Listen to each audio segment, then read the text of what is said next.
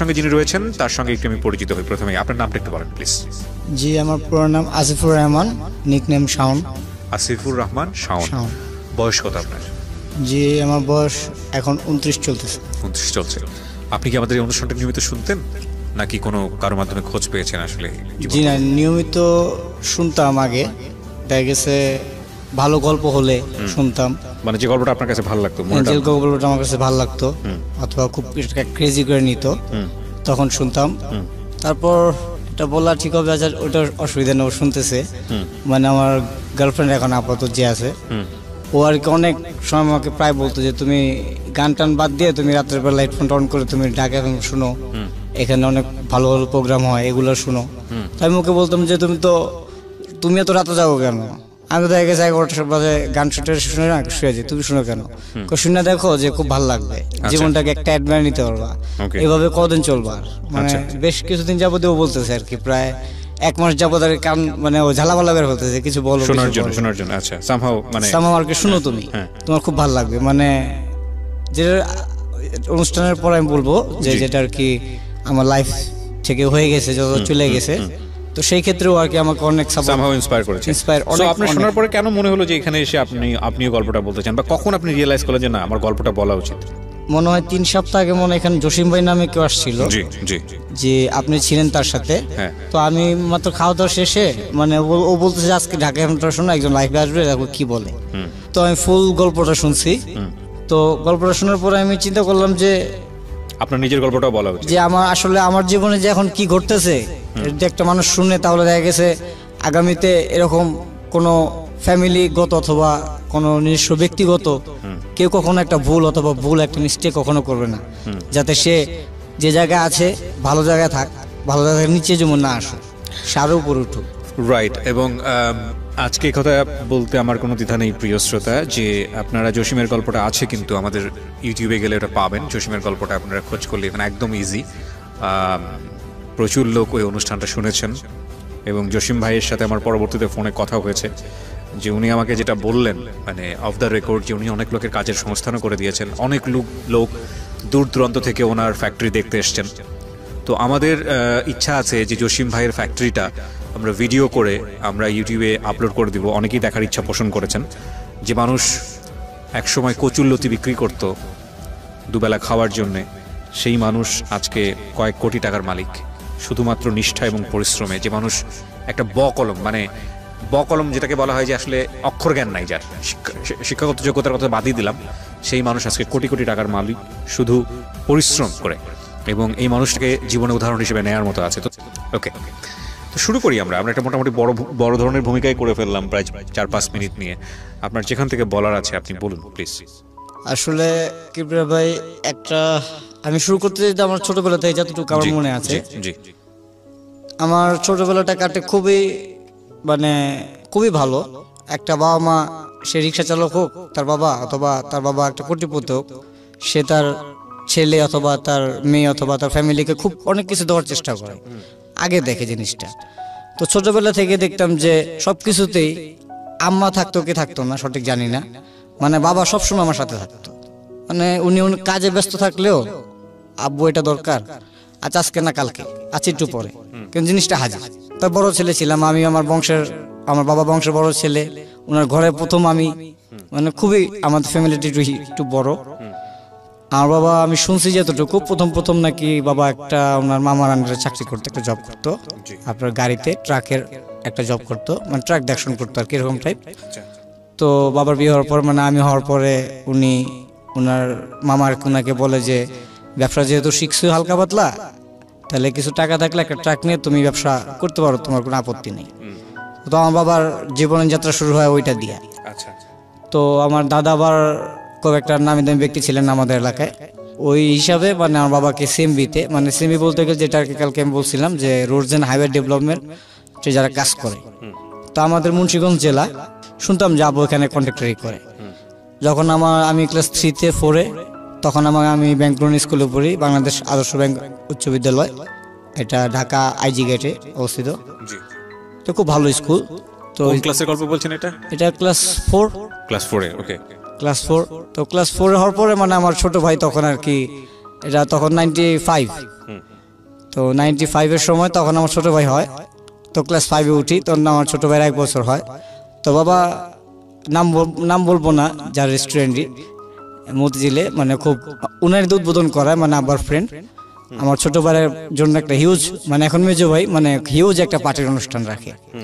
অনেক সুন্দর একটা অনুষ্ঠানের আয়োজন করে চাইনিজ রেস্টুরেন্টে, সবাইকে আত্মীয় স্বজন অথবা তার বন্ধু বান্ধব পার্টনার যারা ছিলেন সবাইকে। আপনার বার্থডেতে না, আমার ছোট ভাইয়ের বার্থডে। আপনার ছোট ভাইয়ের বার্থডে? আমার ছোট ভাইয়ের বার্থডে। ওকে।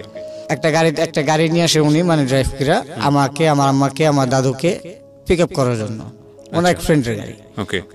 গাড়ি দুইটা কিছু না বললাম, মানে বাবাকে জাস্ট বলি, বাবা গাড়িটা কার?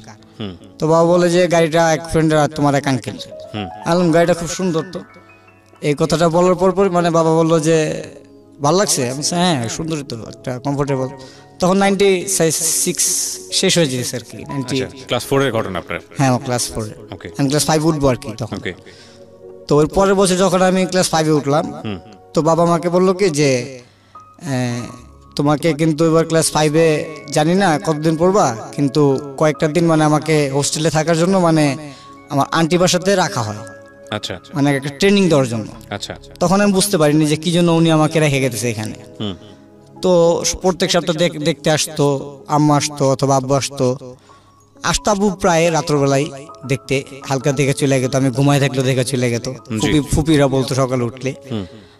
তো হঠাৎ করে একদিন কোরবানি ঈদ আসে, হঠাৎ করে সন্ধ্যাবেলা আব্বা আসে, তো গেট নকরে আমার এক আঙ্কেল খুলে যে সাউন্ড কই। তো আমি দোতলা থেকে আসি, হ্যাঁ আব্বু। আমার আব্বু আমাকে সময় আব্বু করে বলতো, আব্বু নিচে আসো, চলো বাসা যাবো।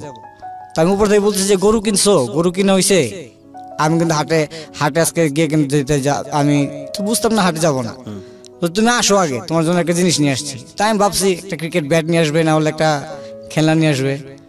তখন আইসা বলতেছে যে গাড়ি গেটের বাইরে গিয়ে দেখো একটা জিনিস আছে। তো গেটের বাইরে গিয়ে আমি, মানে গেটটা বড়, 2 হাত খুলে দেখি যে গাড়িটা সেম গাড়িটা, শুধু কালারটা ডিফারেন্ট। সেম গাড়িটা, আমাদের গাড়িটা ক্রিম কালার ছিল, সেম গাড়িটা দাঁড়ানো। আচ্ছা। তারপর আমি মানে একটা মানে আমার কাছে তখনই লাগলো যে আমি প্রশ্ন করবো না কি করবো, আমার কাছে তো খুশি লাগতেছে, একটা তখন আনন্দ লাগতেছে। তো আনন্দকে আমি বললাম হইতে পারে তার বন্ধুরই গাড়ি। তা আমি আবার বললাম আমি কখনো জীবনে মানে অন্য কারো জিনিস হাত দিইনি, নিজের হইতো তাহলে জিনিসটা চিন্তা করতাম, এটা নষ্ট হলো।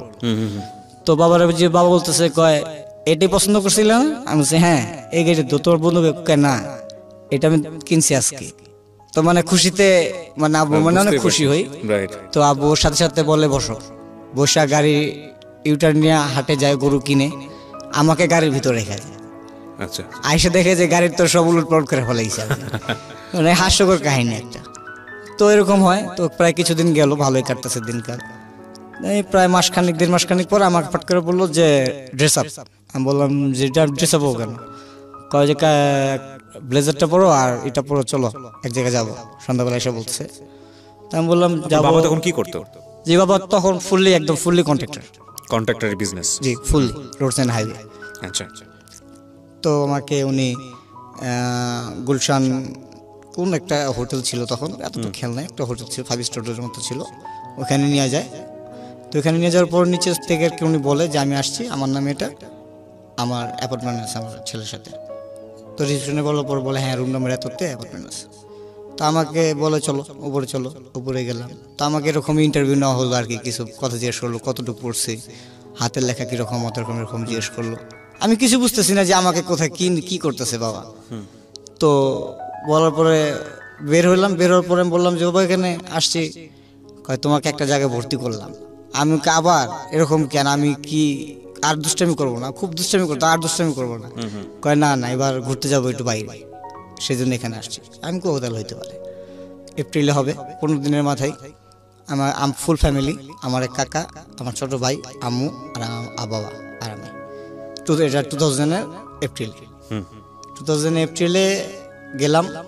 তো তখন হোস্টেলে গিয়ে পেমেন্ট করতেছে আমাকে একজন ফরেনার, উনি ফরেনারই ছিল, স্যার ডেভিড জিজ্ঞেস করতেছে, মানে ইংলিশে জিজ্ঞেস করতেছে না, বাট আমি তখন এত ইংলিশে বলতে পারতাম না, কথা বলতে পারতাম না। তা আমাকে বলতেছে ঠিক আছে অসুবিধা নেই, শিখবো আস্তে আস্তে। সাথে একটা বাঙালি লোক ছিল। তাই আমি বললাম ওকে। তো ইন্টারভিউতে বের হয় তা বাবা দার্জিলিং সব ঘুরে এলো, টাইগার হিল ঘুরে এলো। ঘুরানোর পরে আসার দিন আমাকে বলতেছে কয় হোটেল তো এটা ভালো না, ওই যে যেটা হোটেলে কালকে গেছিলাম হোটেলে অনেক সুন্দর হোটেল। তো গেলাম, আমাকে ভাবছি যে এটাও হোটেল দিতে পারে, বেড আছে।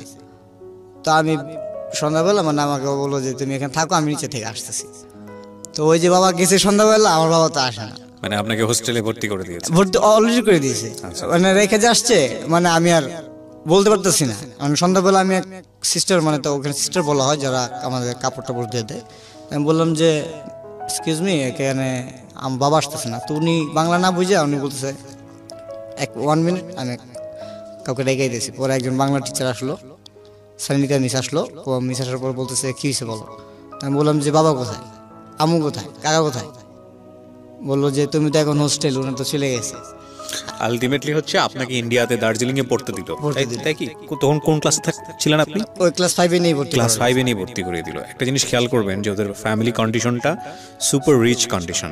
সেই সময় গাড়ি, মোটামুটি বাড়ির একটা ভালো ফ্যাসিলিটি, এবং ছেলেকে সে দেশের বাইরে পড়াচ্ছে, বড় ছেলেকে। এবং বুঝতেই পারছেন যে স্বাবলম্বী, অর্থনৈতিকভাবে মোটটা খুবই ভালো সচ্ছল একটা পরিবার। হ্যাঁ বল। তখন আমি মানে খুব খারাপ লাগতেছে, খুব কষ্ট লাগতেছে, খুব কান্না পাইতেছে। তো আপনি জানতেন না আপনাকে দেশের বাইরে? আমি জানতাম না। তো খুব কান্না পাইতেছে, কান্নার চোটে রাত্রে আমার এক ফ্রেন্ড আসলো, ও এখন মানে ইউটিউবে বলছে না, ও শুনতেছে। ও এখন আপাতত বাংলাদেশে আছে, বাকি সব বাইরে চলে গেছে। তো আসছে, ও বলতেছে যে কি হয়েছে, কারণ তো কেন। তো লোকের আমার সাথে দেখা হলো গুলশান। আমি বলছি হ্যাঁ, তোকে তো চিনছি, তুই আমাদের বাসায় গেছিলি। হ্যাঁ, তোর বাবা আমার বাবা বন্ধু। আমি বলছি ও, তোর বাবার মাধ্যমে মনে হয় জানতে পারছি। ও বলতেছে হ্যাঁ রে, এরকম হইতে পারে। আমি বললাম এটা কি হোস্টেল, এখানে স্কুল, এখানে খুব সুন্দর, তুই দেখবি কালকে সকালে, কান্নাকাটি করিস না, দেখবি কালকে সকালে তোর বাবা আসবে। তা আমি বললাম যে না, বাবা তো রেখে গেছে, বাবা তো আসবো না। মানে একদম মনের ভিতরে ভয় ঢেকে গেছে, আমার কিছু ভালো লাগতেছে না। তা আমাকে সান্ত্বনা দিয়ে রাত্রে ঘুম পাড়ায়, আমি ঘুমাই। সকালে ঠিকই দেখি যে আব্বু আসছে, আম্মু আসছে। তো বাবাকে ধরে, আম্মুকে ধরে চিকেন, মানে মাকে তো পারি না আর কি। মা এসে বলতেছে তোমার থাকতে হবে, আর আব্বু বলতেছে যে উনিও মুশকিলে পড়ে গেছে, যে রেখা যাবো এরকম ভাব বলতেছে আর কি। তো আমার কাকাও বলছে যে ভাই না, নিয়ে চলেন, রেখে না, কষ্ট পাবেন শুধু। তো বললো যে না থাক, দেখুক কি হয়, কারণ আমিও জীবনে দেখা গেছে যে একা সবকিছু হাতে করে নিছি। আপনার কাছে আবার ফিরছি, তারপর কি হলো? তো উনি সবকিছু করলো, আমাকে সেদিন আর কি খুব বুঝ দিল। বললো যে বাবা থাকো না, যদি 1 মাস থাকো, যদি ভালো না লাগে আমি নিয়ে যাবো তোমার। তা আমি বাবার কথা বিশ্বাস ট্রুলি, এটা বাবার বললেই হবে, ফোন করে নিয়ে যাও। তো মার্কেট গেলাম, কি লাগবে কিনো। তখন আর কি কিনবো, একটা খেলনাই পছন্দ হবে, না একটা বল পছন্দ হবে। তখন বাবা ঘড়ির দোকানে ঢুকা হাতে ঘড়ি বলতেছে এটা পছন্দ, এটা পছন্দ, এটা পছন্দ, না এটা পড়ো। একটা ভিডিও গেম কিনে দিল, একটা স্কেটিং কিনে দিল। কিনে দেওয়ার পর হোস্টেলে রেখে আসলো। আবার হোস্টেলে রাখার পরে আমাকে একটা কথা বললো যে রেখে গেলাম, আমি 1 মাস পর আসবো, কিন্তু তুমি এখানে কোনো ভয় পাবা না, মানে কোনো ভয়ের কিছু নেই। তো একটা স্যার ছিল, স্যার এসে বললো যে এখানে ভয় পাবা না, এখানে আমরা সবাই আছি। তো এখানে থাকলাম, এই থাকতে থাকতে 1 বছর কাটলো। 1 বছর 9 মাসে আমাদের এখানে যেমন 11 মাসে একটা সেশন শেষ হয় স্কুলের, ওইখানে 9 মান্থে মানে 9 মাসে একটা সেশন শেষ। তো বাবা 9 মাসের ভিতর কমসে কম তো 10-12 বার আসছি, 5 দিনের জন্য 3 দিনের জন্য আইসা দেখা সাক্ষাৎ করে আমার সিনেমা গেত, এরকম হইতো। তো আমার নাকে সাইলেন্সের সমস্যা দিল বা দিকে হারে। তো বাবা ওইটা ফলো করে বললো যে না, ওকে এখন এত ঠান্ডাতে রাখা যাবে না। তো নিচে নিয়ে আসলো শিলিগুড়িতে। স্কুলটার নাম বললেও হয়, এটার স্কুলটার নাম লিঙ্কন হাই স্কুল। আচ্ছা, এটা খুবই বড় একটা স্কুল, এখানে হর্স রাইডিং আছে, সুইমিং পুল আছে, মানে বিশাল বড় একটা এরিয়া। ওই স্কুলটা দেখে আমারও তখন মানে মনে গেলো যে না, এই স্কুলটা তো সুন্দরই লাগতেছে, একটা হোস্টেলে কাটাইছে, এখানে তো আরো সুন্দর, মাঠ আছে 2টা বড় বড় বাস্কেটবল গ্রাউন্ড, আরো সুন্দর। তো বাবা বললাম বাবা এটাতে, তো বাবা বলতেছে কই এটাতে। আমি ওটা খোঁজ পাইছি ওই সেন্ট পলসে, মানে তখন সেন্ট পলস তো একটা নাম করে স্কুল, আর এখানে পেমেন্টও খুব বেশি। তো আমাকে বললো যে সেন্ট পলসের কথা। তখন আমি বললাম যে না না না, সেন্ট পলসে তো ভুলেও না, স্ট্রিক্ট রুলস, এত রুলস ফলো করতে পারবো না আমি। তো বাবা আমার কথা রাখতো। তো আমি বললো যে এখানেই পড়তো, আমি বললাম যে এখানেই পড়বো। তো এখানে রেখে গেল 2001-এ। আচ্ছা তো পেমেন্ট করে দিয়ে বললো যে মার্চের 5 তারিখ থেকে স্কুল শুরু। তো আমাকে ওইখান থেকে আনার পরে জানুয়ারি মাসে আয়না ভরলো, বাংলাদেশে আসলাম। আসার পরে বলতেছে যাওয়ার 5 দিন আগে, মানে সব কিছু গুছিতেছে, আমার ব্যাগটা গুছিতেছে। তো আমাকে বলতেছে কি লাগবে বলো। তো কি লাগবে বলো বলছে, তো আমি বলছি কি আর লাগবে, কিছুই লাগবে না, চলো ওইখান থেকে কিছু কিনবো না রাস্তা থেকে কিছু কিনবো না। তো স্টেডিয়াম আস্তে আস্তে, মানে এখন যেটা আমার অনেক ভাষণ স্টেডিয়াম আস্তে আস্তে, তখন আমি বাবাকে বললাম যে বাবা তুমি তো মোবাইল টোবাইল ভাঙ্গা ফালাও, এই কতদিন ধরে এত এত মোবাইল ঘরের ভিতর, আমাকে একটা মোবাইল কিনে দাও। বলছে মোবাইল লাগবে, আমি বলছি হ্যাঁ। গাড়িটা ব্রেক করে, আমার ড্রাইভার আর আমাদের কাকাই হয়, তো উনি ব্রেক করে, তো স্টেডিয়ামে যাই। স্টেডিয়ামে গিয়া বাবা একটা বলে যে কোন সিটটা পছন্দ দেখো। তো আমি একটা সেট নিয়ে, খুব ব্লু কালার সিমেন্সের একটা সেট 75 পছন্দ হলো আর কি, চোখে পছন্দ। আমার বাবা এটা পছন্দ হয়েছে। লোকটা বলছে এটা নতুন আসছে, পিছনে ক্যামেরাও আছে, এই আছে, ভালো সাউন্ড। তো বললাম যে এটা পছন্দ, কয় তাহলে নাও। তো বললো কিভাবে কি। তো বাবা বললাম তো শীতে শিখে যাবো। তো ওই লোকটা আর কি তাকায় রয়েছে, মানে এইভাবে আমার দিকে, যে বাচ্চা একটা ছেলে, আমার হাইট অনুযায়ী বলতেছে বাচ্চা একটা ছেলে, আরো শর্ট ছিলাম, হাইট অনুযায়ী বলতেছে বাচ্চা একটা ছেলে মোবাইল কিনে দিয়েছে। তখন আব্বুকে বললো যে বাবাই মোবাইলটা কিনে দিয়েছেন, ও তো হারাটারে ফেলবো, আপনি মোবাইলটার প্রাইস জানেন? বলছে কি আপনাকে জিজ্ঞেস করছি আমি প্রাইসের কথা, পছন্দ তো হয়েছে। তো আমি বললাম যে কম হইলে কম নেই, অসুবিধা কি। তা বলছে তোমার পছন্দ হয়েছে? হ্যাঁ বাবা পছন্দ হয়েছে। তো কেন তুমি? তো নিলাম। তো সেটার বিল বানানোর সময় তখন আমি তার সাথে বসা, তখন তো বুঝি না যে কত টাকা কিভাবে দিতেছে। বিল হলো প্রায় আপনার কত 11,300 টাকার মতো, তখন একটা সেট কিনে দিল। আচ্ছা সেট সেলফোন কত সালের দিকে এটা? 2001 2001 এ 11,000 টাকার সেলফোন, মানে অনেক দামি ফোন। হ্যাঁ নিঃসন্দেহে অনেক দামি ফোন। হ্যাঁ। তারপর স্কুলে ঢোকার পরে সিনিয়র ব্রাদাররা বলতেছে যে এটা তো হাইড করে রাখতে হবে, মোবাইলটা কিন্তু স্যারদের সাথে শো করা যাবে না। ঠিক আছে, অসুবিধা নেই। ওইখানে বেশ ভালো কয়েকদিন কাটলাম। 7 উঠলাম 2003-তে। তো তখন ঢাকা আসলাম 1 বছর পর। আমি রাখি মানে ভালো লাগতেছে, 15 দিনের ছুটি। বাবাকে বলতাম বাবা 15 দিনের ছুটি, আইসা পড়ো এখানেই ঘুরি, দেশে গিয়ে কী করবো। তো মা বেশিরভাগ আসতো না, বাবাই আসতো। তো ঘুরলাম, ঘোরার পরে বলতেছে যে N75 তখন বের হয় 2003-তে, নিউ পোস্টার বোর্ড, আমি বোর্ড দেখলাম। তো ইন্ডিয়াতে দেখছি। তো বাংলাদেশে আসলাম, আসার পরে বাবা বললো যে না একটা বার দেশে আয়, তোর আম্মা তো পোলাও রান্না করে না তোর জন্য ঘরের ভিতর, আয় বাসায় আয়। তো বাবা বললাম যে ঠিক আছে তাহলে তুমি এসে নিয়ে যাও। বলে আচ্ছা ঠিক আছে আসতেছি। তো বাবা নিয়ে যায়। বাবার তখন একটা স্যামসাং মোবাইল ছিল, ওনার ফ্রেন্ড জাপান থেকে গিফট করছিল ওনাকে। তখন আমি বললাম যে বাবা একটা মোবাইল দেখছি, সামনেও ক্যামেরা আছে পিছনেও ক্যামেরা আছে। তো বাবা বলছে সামনেও ক্যামেরা? আমি বলছি হ্যাঁ। কোথায়? আমি ইন্ডিয়াতে দেখছি, এখন এটা কোথায় পাওয়া যাবো? তাহলে চলো আমার সাথে আসো। তো বাবা তো জানতো, মানে আমি তো বাংলাদেশে ঢাকা শহর খবরে জানি না তখন কি হয় না হয়। মোতালা প্লাজাতে আসলাম পরিবাগে। তো মোতালা প্লাজাতে আসার পরে এক দোকানে আমি গিয়ে বললাম যে নোকিয়া N75 মোবাইল মডেলটা আছে কিনা। ফুল ফ্লোরে ভাইয়া, ফুল ফ্লোরে, এটা বলে রাখা হচ্ছে ফুল ফ্লোরে 5টা মোবাইল পাওয়া গেছে। শুধু 5টা মোবাইল থেকে 3টা মোবাইলই অলরেডি সেল হয়ে গেছে। আচ্ছা। তো 2টা মোবাইল নিয়ে আসলো। তো আনার পরে লোকটা বলতেছে যে ভাই আসলে ফুল ফ্লোরে 5 নম্বর মানে 2টাই আছে, মানে আপনি কি একটা যদি নেন তাহলে বুকিং দিবেন নাকি নিয়ে যাবেন। তো বাবা বলছে বুকিং এর কি হলো, তো নিবই তো। তা আমাকে জিজ্ঞেস করতেছে যে কোনটা নিব, আমি ব্ল্যাক কালারটা। তাহলে না ভাই প্যাক কর। তো উনিও, ওই লোকটা বলতেছে বিল বানানোর সময় বিলটা যখন হাতে দিছে, লোকটা বলতেছে কি স্যার বিলটা চেক করেন। তা বলছে বিল চেক করবো, আপনি চেক করেন? মানে একটা অ্যাজিব একটা উত্তর, বিলটা চেক করেন নাই? ইটস 75,000 টাকা। তো বাবার পকেটে তখন মনে হয় 30-35 টাকার মতো ছিল আর কি। তো বাবা বললো যে আধা ঘন্টা 1 ঘন্টার মতো সময় দেওয়া যাবে? কেন? আমার টাকা আসতে যে তখন লাগে।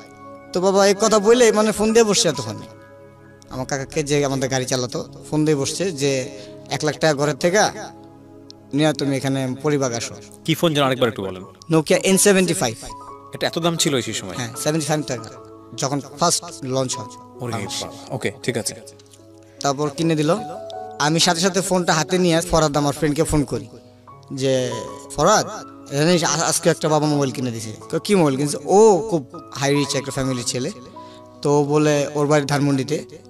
ও বলতেছে যে কি মোবাইল? আমি বললাম যে দেখলাম না দার্জিলিং থেকে নামার সময় সময় যে N75 সামনে ক্যামেরা পিছনে ক্যামেরা বলতেছে, আবার পিছন ব্যাকটা প্রেস করলে ক্যামেরাটা বের হয়ে আসতেছে। ওকে হ্যাঁ হ্যাঁ হ্যাঁ হ্যাঁ আমি তো এটা পাইছি, বাবা তো কিনে দিছে। বা কি বলো আমি হ্যাঁ মার্কেট তো আর বলতেছে নাই, আরেকটা আছে। তো সাথে সাথে ওর সাথে সাথে দৌড়ে আসে ওর আম্মার সাথে, ওর আম্মা ওকে সাথে সাথে কিনে দেয়, দুই বন্ধু কিনি, বাস খুশি। তো যাওয়ার সময় বাবা বলে যে আজকে ড্রাইভ করবা? তা আমি বললাম যে আজকে তোমার কোলে বসে ড্রাইভ করবো না, অনেক খুশি আর করবো না। তো বললো আচ্ছা ঠিক আছে ন বসো। তো উনি বললো যে সোজা গিয়ে আমি যেভাবে বলবো সেভাবে যাবো। আমি বললাম আচ্ছা ঠিক আছে। তাই আমি বসছি। তো বসার পরে তখন আমাদের দ্বিতীয় গাড়ি কেরিনা মাইরোড বলে রাখা ভালো, কেরিনা মাইরোড গাড়িটা কিনে।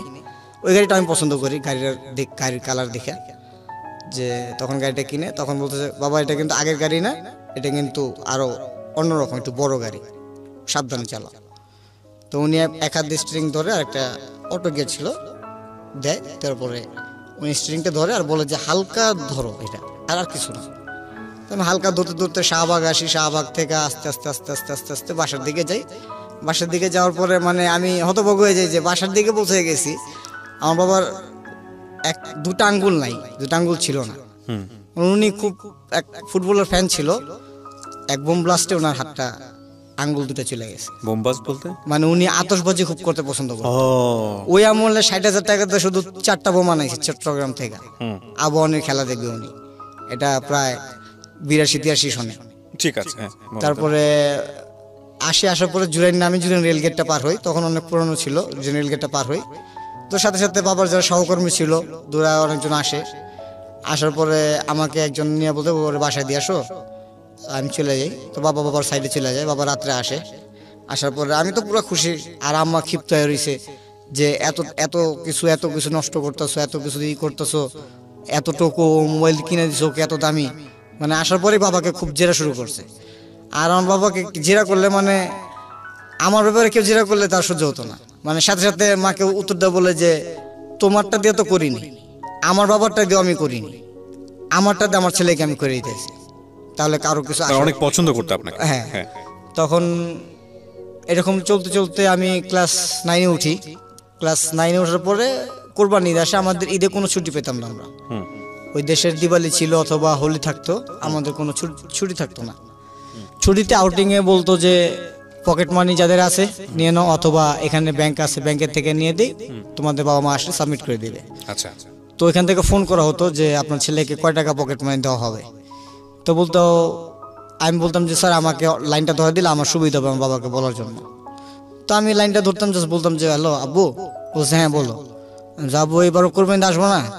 বাবা অনেক কাজের, আমি একটু একটা কাজ নিয়ে ফেলছি, কাজটা শেষই হবে কোরবানিদের আগে, আর কোরবানিদের পরে আমার বিল বাটা উঠাতে হবে। ডাইরেক্ট বলে যে বিল বাটা উঠাতে হবে, এবার বাবা একটু কনসিডার করো, আমি এবার আসতে পারবো না, তুমি একাই এসে করো ঢাকা এই ছুটিতে আসে আগামী 2 মাস পর, 1-1.5 মাস পরে। তো আমি বললাম যে ঠিক আছে যাও। তো আমি বললাম বাবা 3 দিনের পিকনিক আর 2টা আউটিং আছে, তো স্যাররা এখানে তো তুমি $100 রেখে গেছো, তো এটাই খরচ করবো না এখান থেকে কিছু নিব?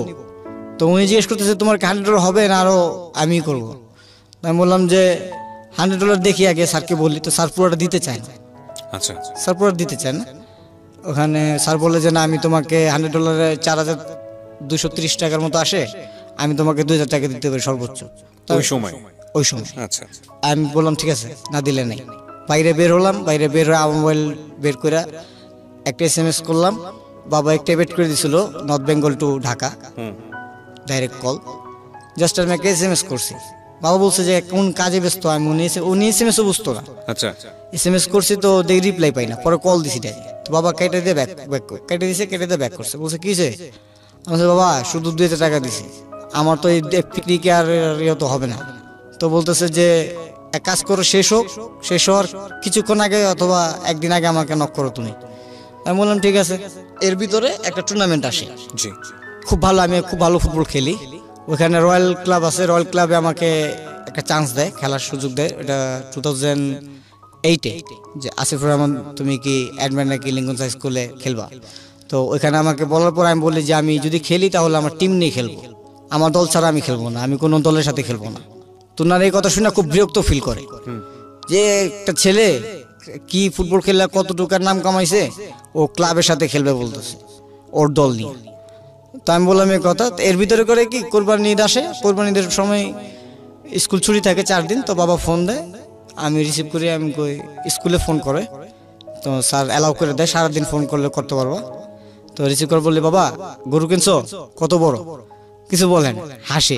তাই আমি ভাবছি যে কি নাকি, আম্মুকে জিজ্ঞেস করলাম, আম্মু গরু কিনে হয়েছে, কত বড় গরু কিনে হয়েছে।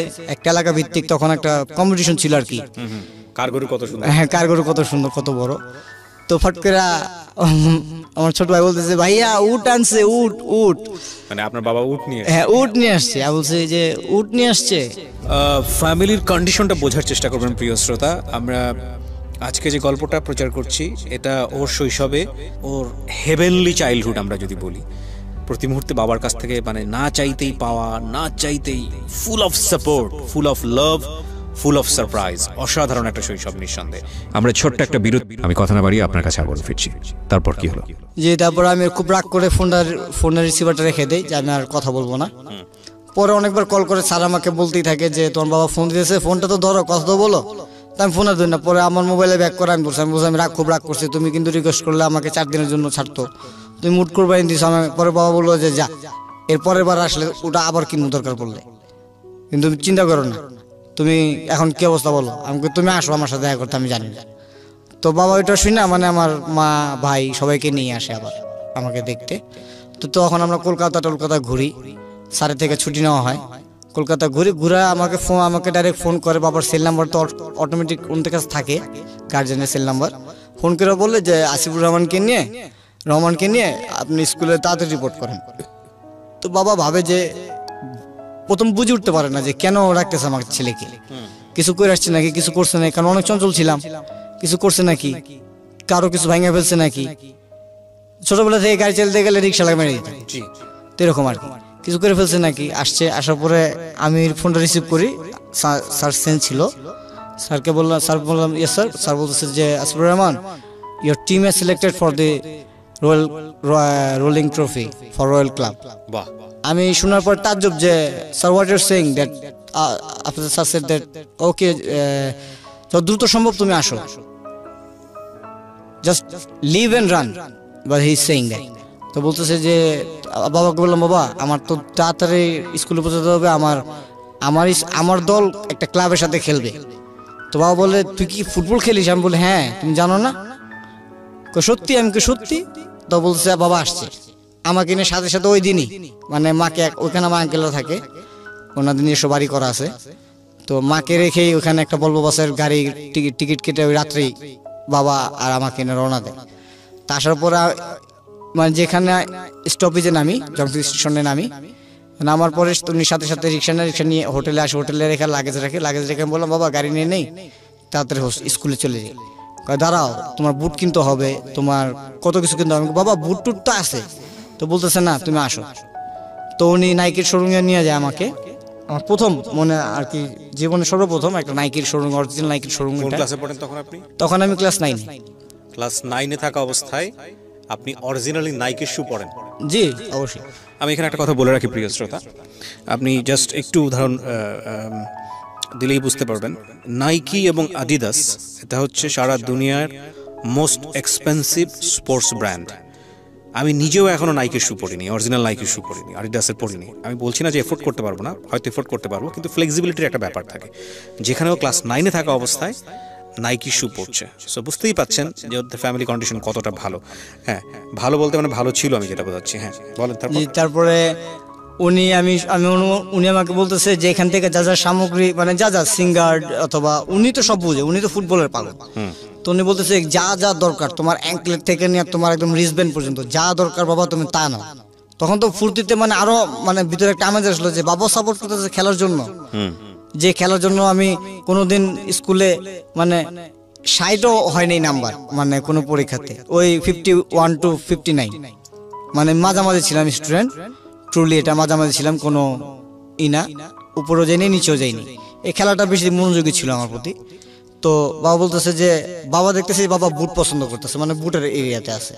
তা আমি সিঙ্গার্ড নেই, সক্স কিনি, একটা জার্সির প্যান্ট কিনি, নাইকিরই সব ফুল হোয়াইট কেনার পরে আমি একটা বুট পছন্দ করি ব্ল্যাক কালার। তো ব্ল্যাক কালারটা কেনার পর আমি একটা রেট দেখি 1800 রুপিস, বাংলাদেশি টাকা 3000 টাকার কাছাকাছি, 1800 রুপিস। তো আমি ওখানে নিয়ে বললাম যে আব্বু ডাক দিছি। তো আব্বু আসছে, আমি বলছি আব্বু ওই যে এই বুটটা খুব সুন্দর না, দেখো তো ব্ল্যাক কালার। তো বাবা বলছে যে তোর শুধু কালোই পছন্দ হয়, গাড়ি কালো কালার পছন্দ হয়, তোর সবই কালো কালার পছন্দ হয়। তাই আমি বললাম সব তো তুমি কিনে দাও, একটা তো আমার পছন্দ কিনে দিবা। তো উনি বলতেছে যে আচ্ছা ঠিক আছে। তো উনি পিছন থেকে এভাবে হাতটা বের করে, আমার এখনো খেলা আছে, হাতটা বের করে ভাই মানে উনি শুটা এভাবে দেখায়, মানে এটা কল্পনার বাইরে। দুইটা বুট মানে এক জোড়া বুট নাইকির, উপরে ফুললি রেড, নিচে অরেঞ্জ, আর স্পাইক গুলো ছিল ব্লেড। আমি পছন্দ করছি গোল, শুধু গোল এগুলা, উনি ব্লেড সিস্টেমের সেটা ছিল, উনি নিয়ে আসছে। উনি তো নিজেও ফুটবলের ফ্যান ছিল, খুবই ফ্যান ছিল, বললাম না 82 সনে 60,000 টাকা 3টা বোম আনছে শুধু চট্টগ্রাম থেকে নিজে। এবং সেটা যেন দুইটা আঙ্গুল মানে আমাকে এরকম বলছে যে যদি বাবা আমি ছেড়ে দিতাম জানো, আমার সাথে সাথে আরো 50 জনের মতো লোক মারা যেত, আমি ছাড়িনি যে আমার জান চলে যাক, 50 জন তো বাঁচবে। এরকম বাবা হাতটা বের করে ওই টেবিলের উপর রাখে, বলতেছে যে এটা কেমন। আমি বলছি এটাও ভালো, তো এটাও ভালো। আমি পরে বলতেছে তাহলে এটাও নিয়ে নাও। বাবা এত আমার তো এখানে 4-5 জোড়া বুট হয়ে গেছে, আবার 2টা নতুন, কয়টা ফাইনাল যদি উঠো ফাইনালে, আমি জানি ফাইনালে উঠবে, আমি বলে দিলাম তুমি ফাইনালে খেলবে এটা করে। তা আমি তোমার জার্সির দাম, আমার স্টকিংসের দাম, আমার লেগ গার্ডের দাম সবই তো আমি আমার জানা আছে, আমি ট্যাগ দেখে নিছি। আমার একটা রিজনেবল প্রাইস ছিল, আমার একটা নিশ্চয়ই ছিল অতর ভিতর থাকবে। তো নিচি নেওয়ার পরে আমার বিল হয়, আমার একটা জার্সি, একটা সিঙ্গার, একটা জাস্ট একটা রিসলেট, এটার বিল আপনার প্রায় ইন্ডিয়ান কারেন্সি 1230 টাকার মতো। ভালোই আর কি, অনেক দামি নাইকিরি। তো আমি এটা রাখলাম টেবিলে, তো বাবা এটাও টেবিলে রাখলাম। তো আমি বললাম, বাবা বলছে কিন্তু ব্লেড, আর শুনো এটা খেলার সময় কিন্তু তোমাকে আমি পরে বলতেছি, আচ্ছা আগে বিলটা হোক। তো আমি বলতেছে যে স্যার আপনার বিল হইছে আমার 1200 বাদ দিয়ে, মানে শুধু বুটের বিলটা প্রথম। উনি ভাবছে যে আলাদা আলাদা, আমরা আর কি যে লোকটা দিতেছিল উনি ভাবছে আমরা আলাদা আলাদা, কারণ জিনিস দুই সাইডে। তো উনি প্রথম আর কি বুটের বিলটা মানে আমার বাবাকে জিজ্ঞেস করছে যে স্যার আপনার বিলটা, ওকে হ্যাঁ বলেন, 5600 রুপিস। মানে আমি অ্যাডমায়ার যে 5600 রুপিস মানে 5,500 ইন্ডিয়ান কারেন্সি, বাংলাদেশি টাকা তো প্রায় তুমি $100 কাছাকাছি একটা বুটি হয়ে যায় তুমি কিনে দিচ্ছ তোমাকে। তো আমি বললাম যদি এত দাম তো দরকার নেই আবু, এত দাম দরকার নেই, ঈদে কিনি। পরে আবু বললো যে আরে কি নেও না, মানে উনি খুবই ছিল তো, শৌখিনতা ছিল তো, তুমি নেও। পরে আমি নিছি। পরে আসি, স্কুলে আসার পর সবাই মানে বলে যে তোর বাবা মানে তোর একটু এক্সট্রা বেশি ভালোবাসে। তো আমি বললাম যারা এক্সট্রা ভালোবাসে আসলে তো অনেক সময় ভয়ও করে, বাবার যে রাগ আর যে একটা এরকম করে আমার অনেক সময় ভয়ও করে। বলতো যে আচ্ছা ঠিক আছে তোর বাবা অনেক ভালো আছে, বুটটা কিনছিস ভালো। তো বাবা খুব ক্রেজি হয়ে বলে যে কয়দিন পর খেলা স্যারকে স্যার বলে স্যার এই আমাদের ওরা প্র্যাকটিস করবে 1 সপ্তাহ, 8 দিন 9 দিনের মাথায় খেলা, সানডেতে হলিডের দিনে খেলার ফালায় বলে সানডেতে খেলা। তো তখন কি করে আব্বু আম্মুকে বলে ফোন করে কলকাতাতে যে তুমি যদি আসতে চাও তো আসো, ও আমার বোন, হ্যাঁ যে তুমি যদি আসতে চাও আসো শিলিগুড়িতে, আর যদি না আসো তাহলে থাকো এখানে ঘুরো, মানে আমার আন্টিদের সাথে, আবুর বন্ধুর ওয়াইফের সাথে ঘুরো, ওইখানে ঘুরো, আমি এখানে থাকি, দার্জিলিং ঘুরে ওর নিয়ে, আর ওর খেলা আছে, একটা টুর্নামেন্টে খেলা আছে। তো মা আবার এটা খুবই একদম পছন্দ করতো না, একদম দেখতে পারতো না, মানে টাকা নষ্টটা উনি দেখতে পারতো না। তো ফাট করে আব্বা একটা ফোন আসে, আবার ফোনটাও রোমিং ছিল, ফোন আসে যে আপনার ইমিডিয়েটলি আসতে হবে। তো বাবা আমাকে রাত্রবেলা বলে, মানে খেলার 3 দিন আগে আমাকে বলে যে তুমি এক কাজ করো বাবা, হোস্টেলে চলে যাও। আমি কেন বাবা? বড় বলতেছে যে আমার ঢাকা পৌঁছাতে হবে দ্রুত, আমার 2টা কাগজ আটকে রয়েছে, মানে 2টা কাজ আর কি, 2টা কাগজ আটকে রয়েছে, 2টা কাগজ তো বের করতে হবে। পরে বললাম যে বের করতে হবে বাবা, বের না করে থাকো না।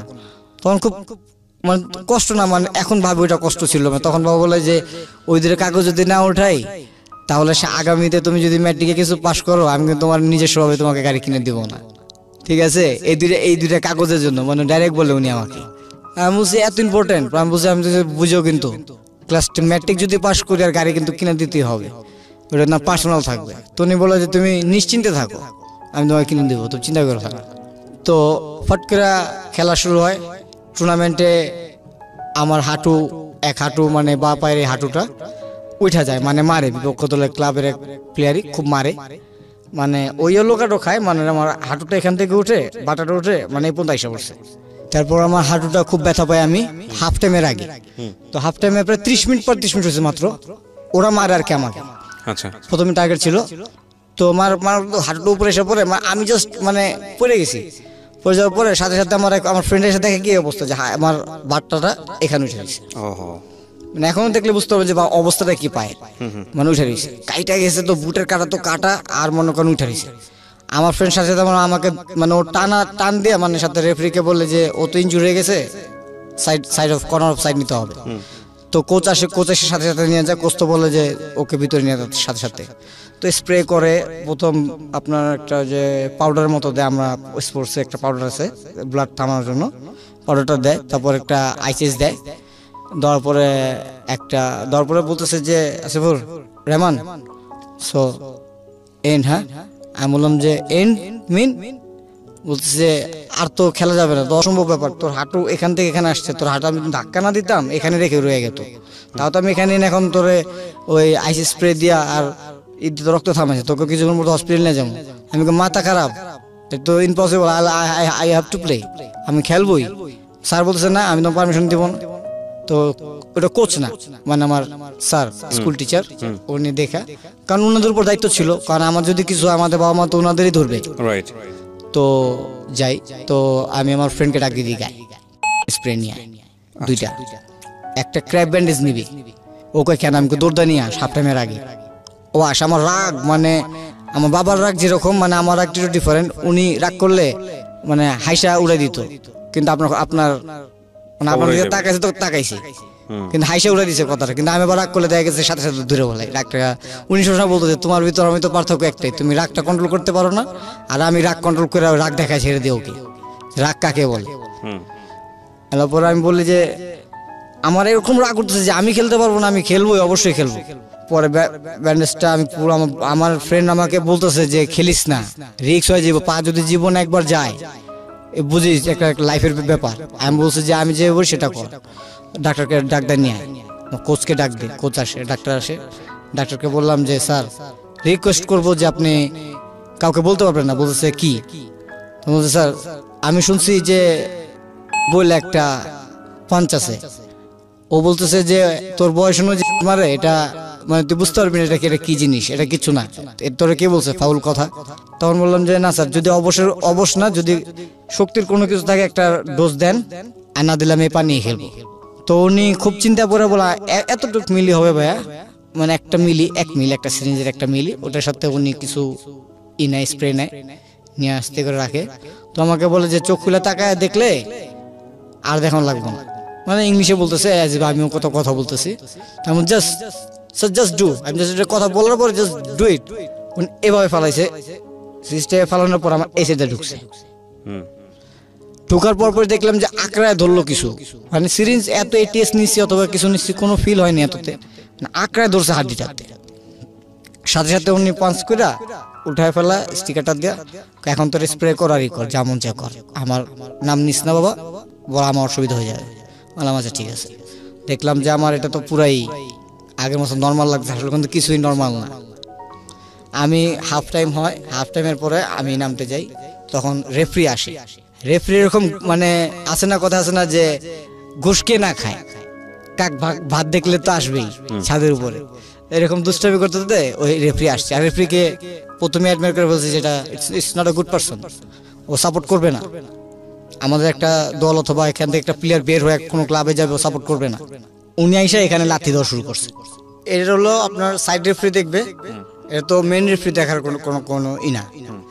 তো সাইড রেফারি দেখার আগে মেন রেফারি আইসা মানে আইসা আমার পাতে, মানে এরকম ওনার পা দেওয়া আর কি, উনি করতেছে, লাথি দিচ্ছে, একটা লাথি করতেছে, টেস্ট করতেছে যে আমি খেলতে পারবো কিনা। তো বলতেছে আই ইউ অল রাইট? আমি বলছি ইয়েস আই এম ফাইন।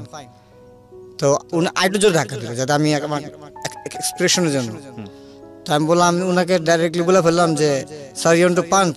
পরে ও মানে রেফারিটা বলতেছে মানে কিছুক্ষণ আগে তোকে দেখলাম তো তুই তো মাঠে পড়ে ছিলি, তুই আবার ব্যাক টু প্লে, মানে বুঝতে পারলাম না।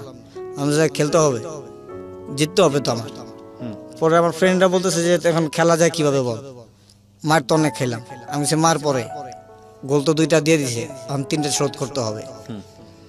তো মেন ডিফেন্সে খেলতাম আমি। তো মিডফিল্ডারকে বললাম যে দেখ তুই আর আমি শুধু মাঝখানে খেলবো, আর দুজন উপরে খেলবে, আর সবাই আমাদের ডিফেন্সের পজিশনে থাকবে। তো আমার ফ্রেন্ড বললো ঠিক আছে খেল। তো এনি হাও আমি আর আমার ফ্রেন্ড দুজন মিলে মনে করেন ওদের যাতাযাতি যাই করি, অনেক খেলার ভিতরে অনেক ফ্যাসিলিটি আছে, খেললাম মনে করেন 2টা গোল পরিশোধ করে আমার একটা ফ্রেন্ডকে দিই। গোল আমার পায়ে, কিন্তু আমি শুট না করে আমার ফ্রেন্ডকে দিয়ে দিয়েছি, কারণ ওর গোল র্যাঙ্কিং চাইছিলাম আমি, ও একটু হাই হোক আর কি, ওকে দিলাম। তো খেলা শেষ হলো, জিতলাম। জিতার পরে বের হয়ে ফোন দিয়ে জিতার পরে একটি স্কুলের মেয়ে দৌড়াইসা আমাকে জড়ায় ধরে বলতেছে যে খুব ভালো খেলছস। আমি বলছি হ্যাঁ এখন পার্টি দিবি, অ্যাজিব একটা পার্টির কথা বলে আসি। তো পিছন থেকে একটা মেয়ে আসে বলতেছে যে রহমান। আমি বলছি পিছন টাকা, বলছি ইয়াস। বলছে হ্যাঁ সেন্ট মাইকেলের। বলছে হ্যাঁ। বলছে আমি আপনার থেকে একটা জিনিস চাপ, আপনি দিবেন? তো বলছে, আমি বলছি কি? তো বলছে আপনার বুট 2টি লাগবে। তা বলছি বুট 2টা তো আমি মাঠেই কাউরে দিলাম না, আপনাকে দিব। কারণ আপনার খেলা অনেক পছন্দ হয়েছে, আর বেশিরভাগ পছন্দ হয়েছে আপনার সাহসটা দিয়েছেন, আপনার ফুল দলটাকে আপনাকে বলছেন চিল্লে আপনি চিল্লেছিলেন যে ওই দিকে যাই, এইদিকে আসে, এদিকে আসে, এভাবে খেল, এই টাকা এই যে এই পজিশনটায় দাঁড়া, ছাড়বি না কাউকে। মানে ওর কথাগুলো খুব ভালো লাগছে আমার। তাই যে ও একটা মানে প্রপোজ করবে কি মানে বলেই ফেলে আর কি, আমাকে ডাইরেক্ট বলে। আমি বললাম যে হোয়াটস ইউর নেম, মানে ইংলিশে। ওই মেয়েটা ও কি স্কুলেই ছিল? আপনার স্কুলেই ছিল? আপনি তখন কোন ক্লাসে? তখন ক্লাস 9 ম্যাট্রিক দিই। ওকে। তো বললাম যে you're from Saint Michael right? বলতে হ্যাঁ আমি সেন্ট মাইকেল। আমি কোন ক্লাস? বললো ক্লাস 8। আমি ইন 9 সে। তো বাবা আমাকে বলতেছে যে আমার টেলিফোন নাম্বারটা অথবা এইটা একটা এই বলতেছে। আমি বললাম যে আম সরি, আমার জীবনে আসলে একজন আসুক অথবা ওইটা এত কিছু least bother, let enjoy the life. আমি লাইফ এনজয় করতেছি, আমার এরকম গার্লফ্রেন্ড এরকম যাওয়া এটি দরকার নেই। ফ্রেন্ডস আছে, ঘুরতেছি খাইতেছি, ভালো লাগতেছে, লাইফ বেটার। তো আসলাম, ক্লাস 10-এ উঠলাম, ম্যাট্রিক দিলাম। ম্যাট্রিক দেওয়ার পর 3 মাস ছুটি দিল। তারপর কি হলো? বাবা বলতেছে 3 মাস ছুটি, এখন আসো, কোরবানি ঈদও পড়ছে, সব ঈদও পড়ছে, আসো। তো তখন ঠান্ডা ছিল, এক কোরবানি যা খুব ঠান্ডা যায়। রাতের বেলা বের হই। তো বাসাতে বেরোর সময় বললাম যে বাবা আজকে চল, আজকে কে যাবে আমাদের সাথে? কয় এক কাকাকে নিয়ে নিব নে, ও আইসা বলবে না, আর তুমি আর আমি আইসা বলবো। আমাকে চলো। আমি বলি তাহলে গাড়ি নিয়ে কি? না গাড়ি থাক। তাই আমি ভাবছি যে হতে পারে কোনো মেকানিক্যালি সমস্যা থাকতে পারে। তখন আমাদের নিজস্ব বাড়ি হয়, একটা বাড়ি করছে অলরেডি তখন, আর এফাকদা আরেকটা বাড়ি বুকিং দিছে ওয়ারিতে। তো ওই বছর আর কি আমি যখন ম্যাট্রিক দেই, তখন বলতেছে আচ্ছা ঠিক আছে, আমি সব জানি না, উনি একটা সারপ্রাইজ দিবে উনি আমাকে। আমি বললাম যে আচ্ছা ঠিক আছে। তো বের হলাম, বের হয়ে গাবতুলি হাটে আসলাম। কোনো ঢাকা শহরের কোনো হাটে গরু পাই না। আচ্ছা, উঠতো পরের কথা। আর 9 বছর পরে ছেলে আসছে গরু আর কি, একটা আর কি কোরবানি ঈদ করতে অথবা রোজার ঈদ করতে, রোজার ঈদ না কোরবানি ঈদ করতে 9 বছর পর। দ্যাট মিনস 18-19টা ঈদ আমার জীবনে আমি করি না ফ্যামিলির সাথে। ভালো মন্দ শুনি, এখন দেখি বাসায় পোলাও রান্না করা হয়, সেমাই রান্না করা হয়, আর ওখানে সব ছিল। একটা স্যান্ডউইচ দিত, একটা বার্গার দিত। আপনার সিচুয়েশনের কারণে এটা মেনে নিতে হয়েছে, কিছু করার নাই। হ্যাঁ। তারপরে বললো আমাকে যে গরু টরু নাই, 10টা ছাগল নিয়ে নি, রাগের মাথায় বলতেছে, 2টা মহিষ নিয়ে নি, রাগের মাথায় বলতেছে। তো ফট করে আমি যাবো ভিতরে ঢুকি। তো ভিতরে ঢুকে দেখি একটা গরু, প্রথমেই উনি গরুটা দেখছে, লম্বা চড়া, খুব অনেক বড় গরুটা ছিল, আমাদের লাস্ট কোরবানি এটা। আচ্ছা। তো অনেক বড় গরু এটা। তো গরুটা দেখা উনি প্রথম ব্যাপারীর কাছে গেল, কি জানি বললো, আমি জানিও না। তা আমাকে বললো, আর কাকাকে বললো এখানে দাঁড়া। আর কাকারে বলে গেল যে একটা সিস্টেম বললো যে রশিটা ধরে দাঁড়াবে, গরু যেমন কথা নাই, আমি আসতেছি। তো উনি জানি না কোথা থেকে ভিতর থেকে আবার আসলো, আইসাই ব্যাপারীকে বলতেছে যে কাকা একটু বয়স্ক ছিল, মুরব্বী ছিল। বললো যে আমার ছেলে প্রথম 9 বছর পর আজকে 18-19টা ঈদ করে নাই, উঠো দিছি, তো আমরা এখানে কিছুই করতেছি, কিছুই পাইতেছি না। গরুটা না আপনি বলেন, দেখি দাম তো আপনি বলেন। তো কাকা একটা দাম কি বলে না বলে বাবার সাথে কথা হয়। তো বাবা এক চান্সে ওই কাকাকে বললে এই দড়িটা হাতে নে, মানে হাতে নাও মানে হয়ে গেছে, হাতে নে খুল। তো উনি রাখাল কি আদর, উনি গরুটা হাতে নিয়েছে, আর আমি তো আবু বলতেছে হয়েছে, এটা পছন্দ হয়েছে, আমি সব এটাই নিয়ে নিলা। তা আমি তাও খুশি। তো বলছে হ্যাঁ নীল চলো। তো উনি টাকা দিল, যে ওই টাকা দেয় হাসিল করে টাকা দিল। তো কাকাকে বলো যে গাড়ি নিয়ে আস অথবা হাইটা নিয়ে আস, যেভাবে নিয়ে আসলে গরু নিয়ে আস, আমরা চলে যাই। তো একটা ট্যাক্সি ক্যাব নেই। ট্যাক্সি ক্যাব নিয়ে বাসায় আসি, ভোরবেলা গরু পৌঁছাই। তো ভোরবেলা আমার বাবা সভাপতি ছিল মসজিদের, আর পারিবারিকভাবে সবসময় আমরা ঈদের পরের দিন কোরবানি দিই। আচ্ছা, এটা আমার দাদার আমল থেকেই ঈদের পরের দিন গরু কোরবানি দেওয়া হলো। তো আমি বললাম 10 দিন থেকেও বললাম যে বাবা আর ভালো লাগে না, আমার আর থাকতে ভালো লাগতেছে না এখানে। মানে ওইখানে ছিল মাইনাস অথবা এরকম ডিগ্রিতে, আর গরমে ঢাকা এসে ভালো লাগে না, আসলেই জ্বর এসে পড়ে, আসলেই এরকম মাথা ব্যথা করতেছে, আসলেই কিরকম লাগতেছে। তো বাবা হটকে বলতেছে, আইসা এসে বলতেছে তোমার এবার আমি আরেকটা জায়গায় পাঠাবো। তো আমি বললাম কই, মালয়েশিয়া না কোথায়? তো বলছে খেলোস তো ভালো, তো স্যার বললো তোর চাচা যেহেতু আজকে ইটালিতে আছে, আমি ওর সাথে কথা বলে দেখি। তা আমি বললাম ছোট কাকাকে বলবা? বলছে ওরে বলি, তুই যা, তারপর না দেখ মনে আমি আরেকজনের কাছে, নিজের লোক থাকে আরেকজনের কাছে বলবো কেন আমি? তো আমার ছোট কাকা এরকম জীবনের ট্র্যাজেডি, ফার্স্ট ট্র্যাজেডি এরকম। তাবু হঠাৎ করে ফোন দেখা বলে যে শান্ত খেললে ভালো, আর মালয়েশিয়ার দেশটা আমার কাছে খুব ভালো লাগে না, আমি শুনছি আমার কাছে ভালো লাগে নেই, নেশাগ্রস্ত অথবা এরকম বিক্রি টিক্রি হয় উনি বলে। তারপর বলার পরে কয় ওকে যদি পারোস তাহলে ইটালিতে নিয়ে যা, তুই স্পন্সর করতে যেভাবে পারোস আমাকে বল, আমি প্রসেস করি এখান থেকে, ওকে আমি পাঠাই, সব খরচ এখান থেকে আমি পাঠাবো, ওকে শুধু যে কোনো রাখবি, পড়াশোনা করলে করবো, আর খেললে খেলবো, আর কাজ করলে কাজ করবো, ওর যেভাবে লাইফ ইচ্ছে ওই ব্যবহার করে নেবে। তখন কাকা বলে যে ভাই আসলে সমস্যা আছে। প্রথম বলে যে একটা বিল আটকে রয়েছে আমার, আর্জেন্টলি তুই যদি পারোস তাহলে 500 লাখ টাকা দে, মাত্র 500 লাখ টাকা। এবং কি আমি ঘরে দেখতাম যে ঘরে সুটকেসে টাকা আনতো, নাহলে চালের বস্তাতে টাকা আনতো। কে আপনার বাবা? আমি এটা ছোটবেলা থেকে দেখে অবস্থা, মানে টাকা প্রতি কোনো লোভ নাই, দেখে অবস্থা। এমন রাত্রে আসছে, শুয়ে রয়েছি, উঠো, আমি বলতে ছুটিতেছো কেন? উঠো, দরকার আছে, উঠো, এই সাউন্ড উঠ। পরে উঠছে, কিসে? এই তুমি কিছু আনছো? আনছি। কি কমলা টমলা, আঙ্গুর টাঙ্গুর আনছি, সব আনছি। একটা কম্বল নিয়ে এসছি সুন্দর, কম্বল না ঘুমো, আমাকে গরমের দিনে কম্বল খুল না বাবা। মানে খুলছি জাস্ট, কিভাবে বিশ্বাস করবে না, আমি জাস্ট কম্বলের চেনটা দিয়ে, কম্বল এখনো কম্বলটা আমার ছোট ভাই ঘুমায়, আমি খুলছি। তখন আমার বিশেষণ এখানে 65 লাখ টাকা রাখা ক্যাশ, আর প্রায় কত মানে কন্ট্যাক্টটা ছিল প্রায় 7 কোটি 8 কোটি টাকার উপর। ওই টাকা উনারকে রেখে আসছে আরেক জায়গায়। এটা আমাদের সেলফ ডিফেন্সের জন্য 2 লোক নিয়ে আসছে, সাথে চলতো যারা। যে উনি বলতেছে আমার তো ডর নাই, ডর হলো তো গনিয়া, আমার কি? তো একদিন ফট করে আমাদের যখন লাস্ট গাড়িটা হয়, তখন ফট করে আমি একদিন বললাম যে ট্রাই করি, গ্যারেজ থেকে ট্রাই করি। তো সিএমবিতে আর কি ওখানে যাই, তো ট্রাই করি। তো আমি যখন ঢুকছি, তো দারুণ বলছে স্যার বাবা কেমন আছিস তুই, অনেক ছোট থেকে বড় হয়েছিস তুই, তোর অনেক বছর পর দেখলাম। কাকা মানুষ তুই করে বলতেই পারে। তাই বলছে কাকা আপনি কেমন আছেন, আপনাকে তো চিনতে পারলাম না। ছোটবেলায় কম কোলে বসে কম আমার সাথে ঘুরোস নাই তুই এখানে। এরপরে বললাম যে কাকা ওই আমি গাড়ি চালাবো, আর কেমন ঢাকা ভাষা বলতো গাড়ি চালাবো। ওরা বলতেছে যে গাড়ি চালাবি তুই, চাবি, আমাকে চাবি নিয়ে আসছি না। তো উনি করছি কি, অফিস থেকে বাসায় ফোন দিছে যে শান্ত গাড়ি চাবি নিয়ে আসছে, আর ধরছে আম্মু, মানে ডেবল, মানে আম্মু ধরছে ফোন, আম্মু ফোন ধরছে যে ভাবি ওই শান্ত গাড়ির চাবি নিয়ে আসছে, আর এখন গাড়ি তো ওই যে উপরের খুলতেছে, মানে কভার খুলতেছে। তা আম্মু বলতেছে ওর স্টপ করেন, বলেন যে ওর বাবা আসতেছে। তো এটাতে আবার একটু ভুল ছিল, উনি এসে বলে কি যে তোমার বাবা আসতেছে, বাবা এসে তোমার নদীর উপরে ঘুরে নিয়ে আসবো বলছে।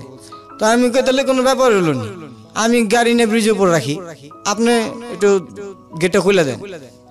তো না, আবার ফোন দিতে যাওয়ার সময় করছি আমি এতক্ষণ তো গাড়ি ওপেন করে লক করছি, লক খোলার পরে গাড়ি গিয়ারে ছিল, আমি তোর ফলো করিনি।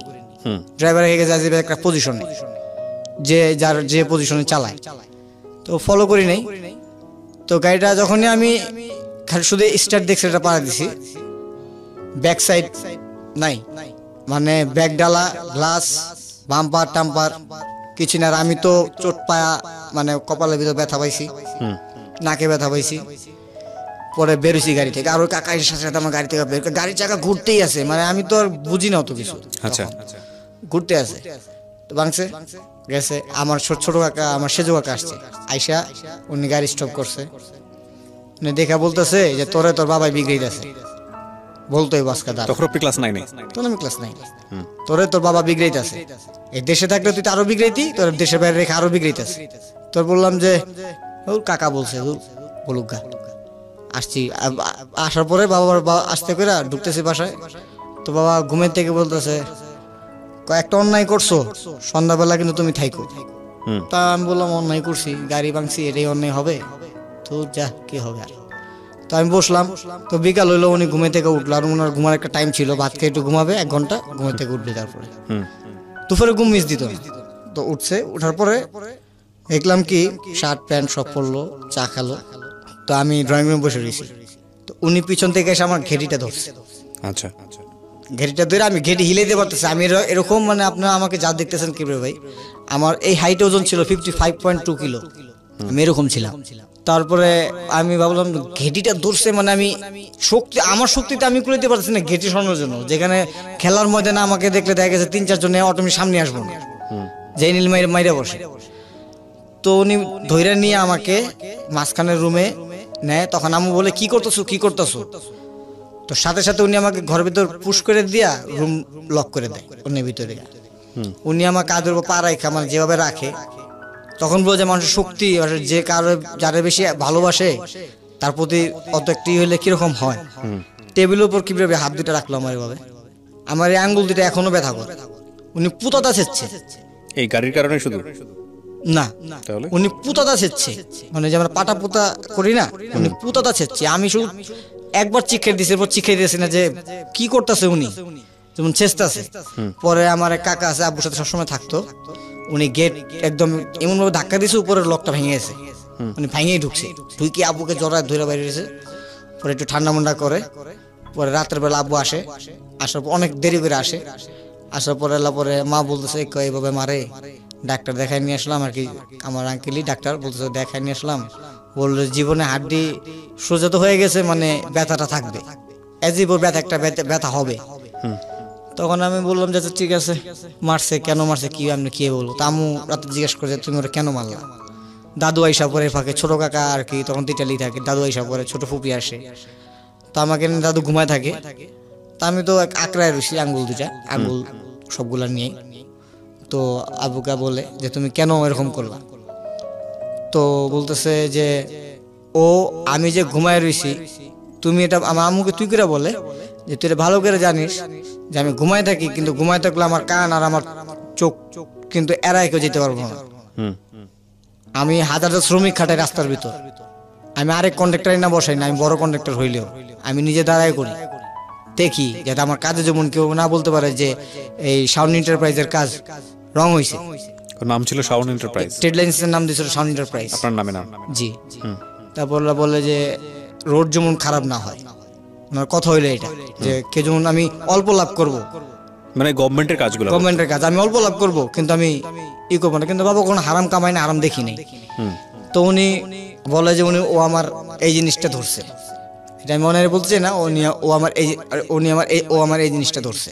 আচ্ছা, তো বললো আম্মা বলতেছে আপনি অনেক কেন বলতে চান না, এটা তো আপনার ইলিগাল ছিল না, ইলিগাল ছিল না, লিগ্যাল ছিল, লিগ্যাল ছিল, লিগ্যাল ছিল, লিগ্যাল ছিল বললে কথা। তো আমার বাবার একটা লিগ্যাল অস্ত্র ছিল, পিস্তল ছিল। হ্যাঁ পিস্তল ছিল, ওটা আপনি ধরছিলেন, লিগ্যাল আর্মস ছিল।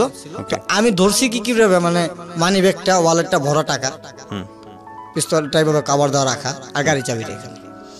তো আমি গাড়ি চাবিটা নিয়েছি, তখন চিন্তা করলাম কি রিভলভারটা কালো কালো ছিল, রিভলভার চিন্তা করলাম যে জাস্ট এমনি ধরছি, দেখছি, হাতেও নেইনি, এমনি দেখছি। কিন্তু যার জিনিস যে যেখানে রাখে সে কিন্তু ঘুমে থেকে যে কোনো পারবে যে জিনিসটা ধরছে কেউ।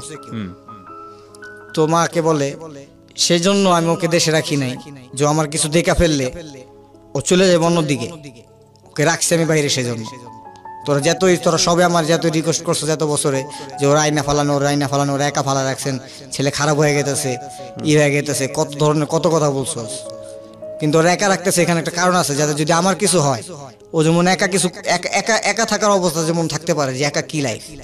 মানে উনিও, আমার দাদু মারা যায় উনার 7 বছর বয়সে, মা ছাড়া বড় হয়। তো বুঝতেই পারেন মা ছাড়া বড় হওয়া মানে সৎমার ঘরে থাকা একটা অবস্থা কি হয়।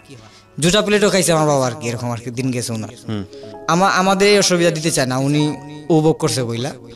তো আমাকে হট করে বললো, আম্মু এসে বলতেছে যে তুমি কি বাবার ওই জিনিসটা, তুমি কি বাবার ওই কালো ইটা ধরছো, পিস্তল ধরছো, বলতেছে। আমি বললাম যে বাবা মা, শুধু আমি তো ধইরা হেলাইছি, আমি তো হাতেও নেই নি।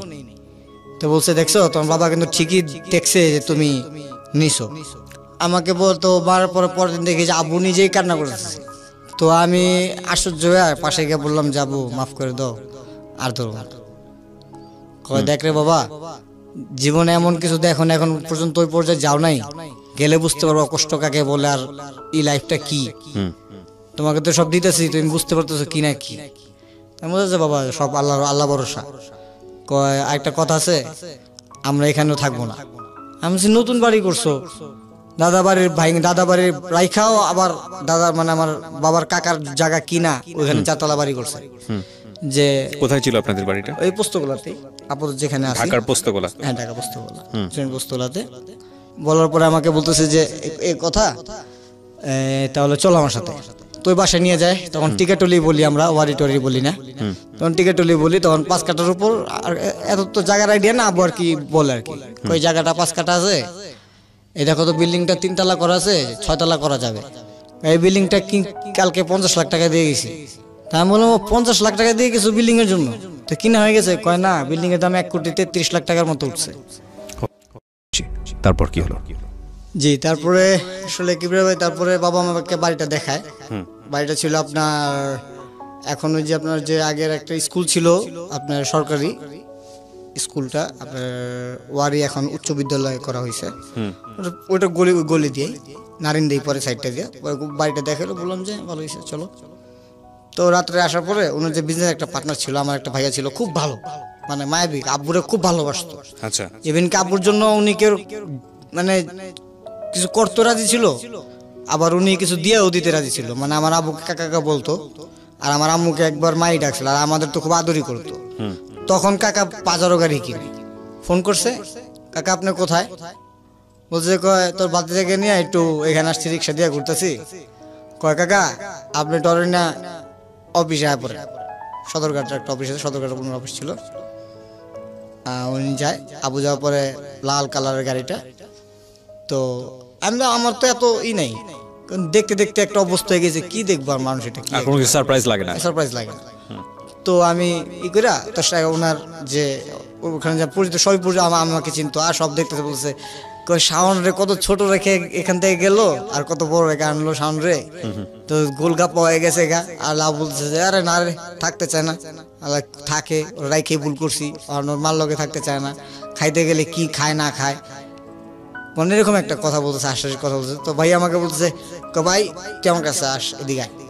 মানে খুব আদর করতে গেছি, তোর দিয়ে গেছি। আমি ভাইয়া কয় কি? আমি ভাইয়া তোমার তাহলে সাদা গাড়ি চাবিটা আছে না? হ্যাঁ।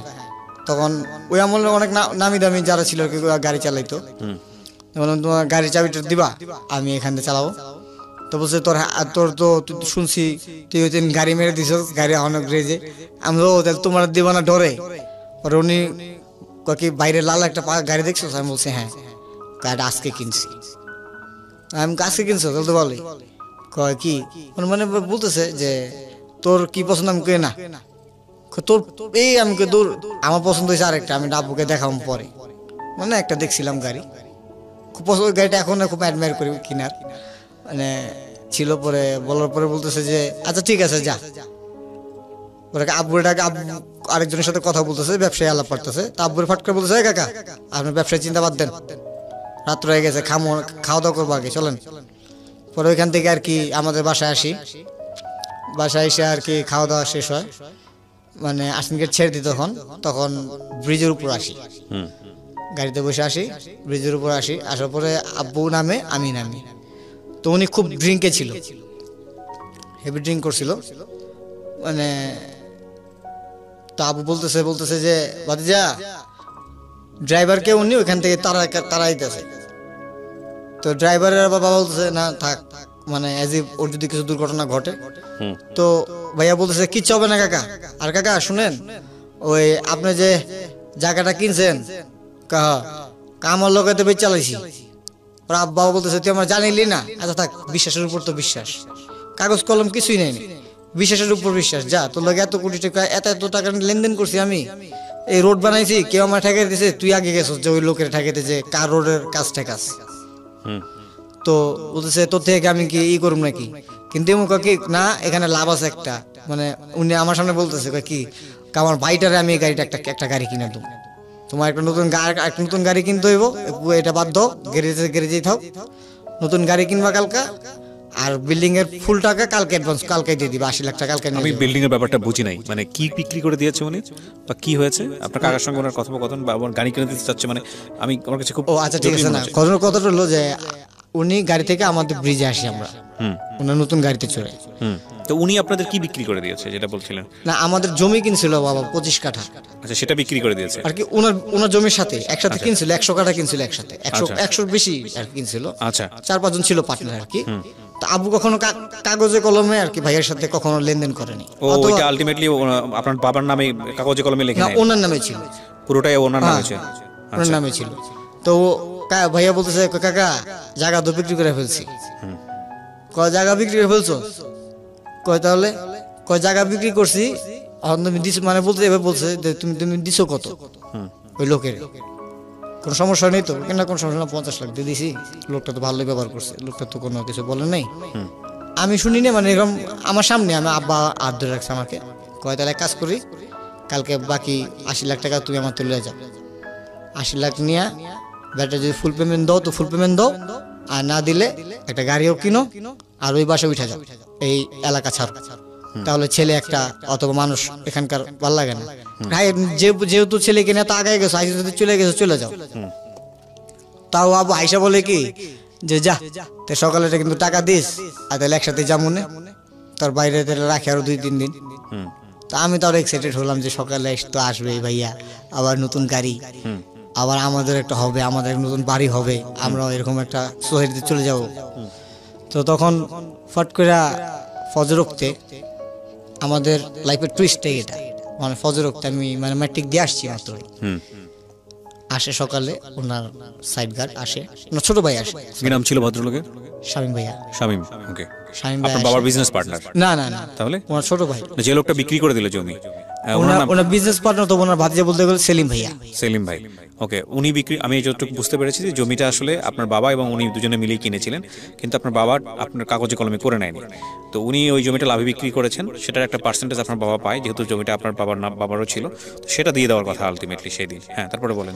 তারপর ফজর ওক্তে প্রায় আপনার তখন ফজর হয় আপনার 5টা হবে, গরমের দিন। তো ফজরেই মানে গেট নক হয়ে গেছে, আর আমাদের ফ্ল্যাটটা এভাবে করছে, 4টা রুম করছে, 4 রুমে মাত্র আমরা 4 জন, আর একটা টেরেস গার্ডেন আছে, মানে চিন্তা করছে এটা উনি ওনাদের ভাইদের দিয়ে দিবে, আর উনি আমাদের নিয়ে ওয়ারের বাড়িতে থাকবে আর কি। যেহেতু ঢাকা মানুষ বলার কথা, মানে এক কথার দাম একটা কথাই। তো আমু বলে আছে ঠিক আছে যাও, যেহেতু তোমার ভাইকে দিয়ে দিবা, তাহলে এখানে কে ও দাদার, তো একটু বড় হলে তো মানুষ প্রশ্ন করে যে আমার দাদার ভিটা কই, কয় কেন ফ্ল্যাট কি আমি ছেড়ে দিয়েছি নাকি? কোরবানি তো যত বছর আমরা বাইরে থাকছি, কোরবানি দিল বাপের জায়গায় এসে দিছি, আর যাই করছি বাপের জায়গায় দিছি, বাপের জায়গায় আরেকটা বাড়ি করছি, এই বাড়িতে থাকবো বাইরা, আমরা আসমো ঈদের সময়, আর আমার ছেলেরা এখন আমি চাই হাই, যেহেতু চলে গেছি আমরা উপরে জায়গা, এখান থেকে লাভ কি? তা আম্মু বলে তো গুড, ভেরি গুড, তা আম্মু খুব সাপোর্ট, সবাই খুশি। তো এটা আবার আমার কাকারা দেখতে পারতো না, মানে খুশিটা, কাকাদেরও কিন্তু টাকা ইনকাম তখন ছিল, কিন্তু আবু কখনো খারাপ কিছু দেখলেই কাকাদের ধমক দিত, যে ওনার মানিজ্য নিয়ে টানাটানি করলে ওনার সহ্য হতো না, যে আমার নাম বিক্রি করে খাইবো, অথবা অমুক জনের ভাই একজনের মাইরে থেকে গেছে, আরেকজনের এসে আমার কমপ্লেন দিব, আমি কমপ্লেন জিনিসটা চাই না। উনি আমাকে সবসময় বলতো যে যাই করো জীবনে, তোমার নাম নিয়ে যেমন কোনো একটা খারাপ বিষয় আমার কাছে না আসে।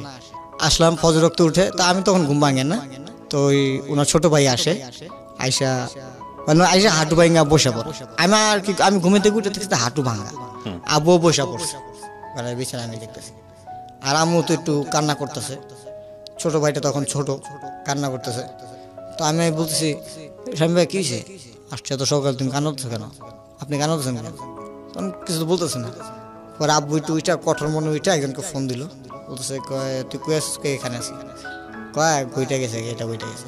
পরে আমি বলছি কি বইটা গেছে, কি বইটা গেছে, কি হয়েছে না হয়েছে, বলতেছে না। পরে ফট করে আবার আমু বলতেছে তোমার সেলিম ভাই মারা গেছে। যে ব্যক্তির রাত্রে 11:30, 12টা বাজে, রাত্রে 12টা বাজে আমি দেখে আসলাম, ফজর ওয়াক্তে উনি মারা যায় কিভাবে? আমি প্রথম প্রশ্নই করছি এটা, যে 5-6 ঘন্টা মারা গেল কিভাবে, কে মারা ফেলছে? পরে বই বলতেছে না, গাড়ি নিয়ে পুকুরে ঢুকে আছে। ও ওই গাড়িটা নিয়ে, বাজার নতুন গাড়িটা নিয়ে, প্রথম দিনের গাড়িটা নিয়ে ঢুকে আছে। তো বাবা তো সাথে সাথে মানে বের হয়েছে যে ঘটনা কি আসলে, উনি রাজনীতিবিদ ছিল, ঘটনা কি আসলে। গেছে গিয়ে দেখে যে পিছনের চারজনই বেঁচে আছে, ডান দিকের লোক বেঁচে আছে, পিছনে তিনজনই বেঁচে আছে, শুধু আমার ভাইয়া নেই। আচ্ছা ঠিক আছে, সেলিম মারা গেছে, কোনো অসুবিধা নেই, আমরা এটা গুছাই নিব, অসুবিধা হবে না, কারো কোনো অসুবিধা হবে না, তোমরা কেউ কোনো ঘাবড়াও না।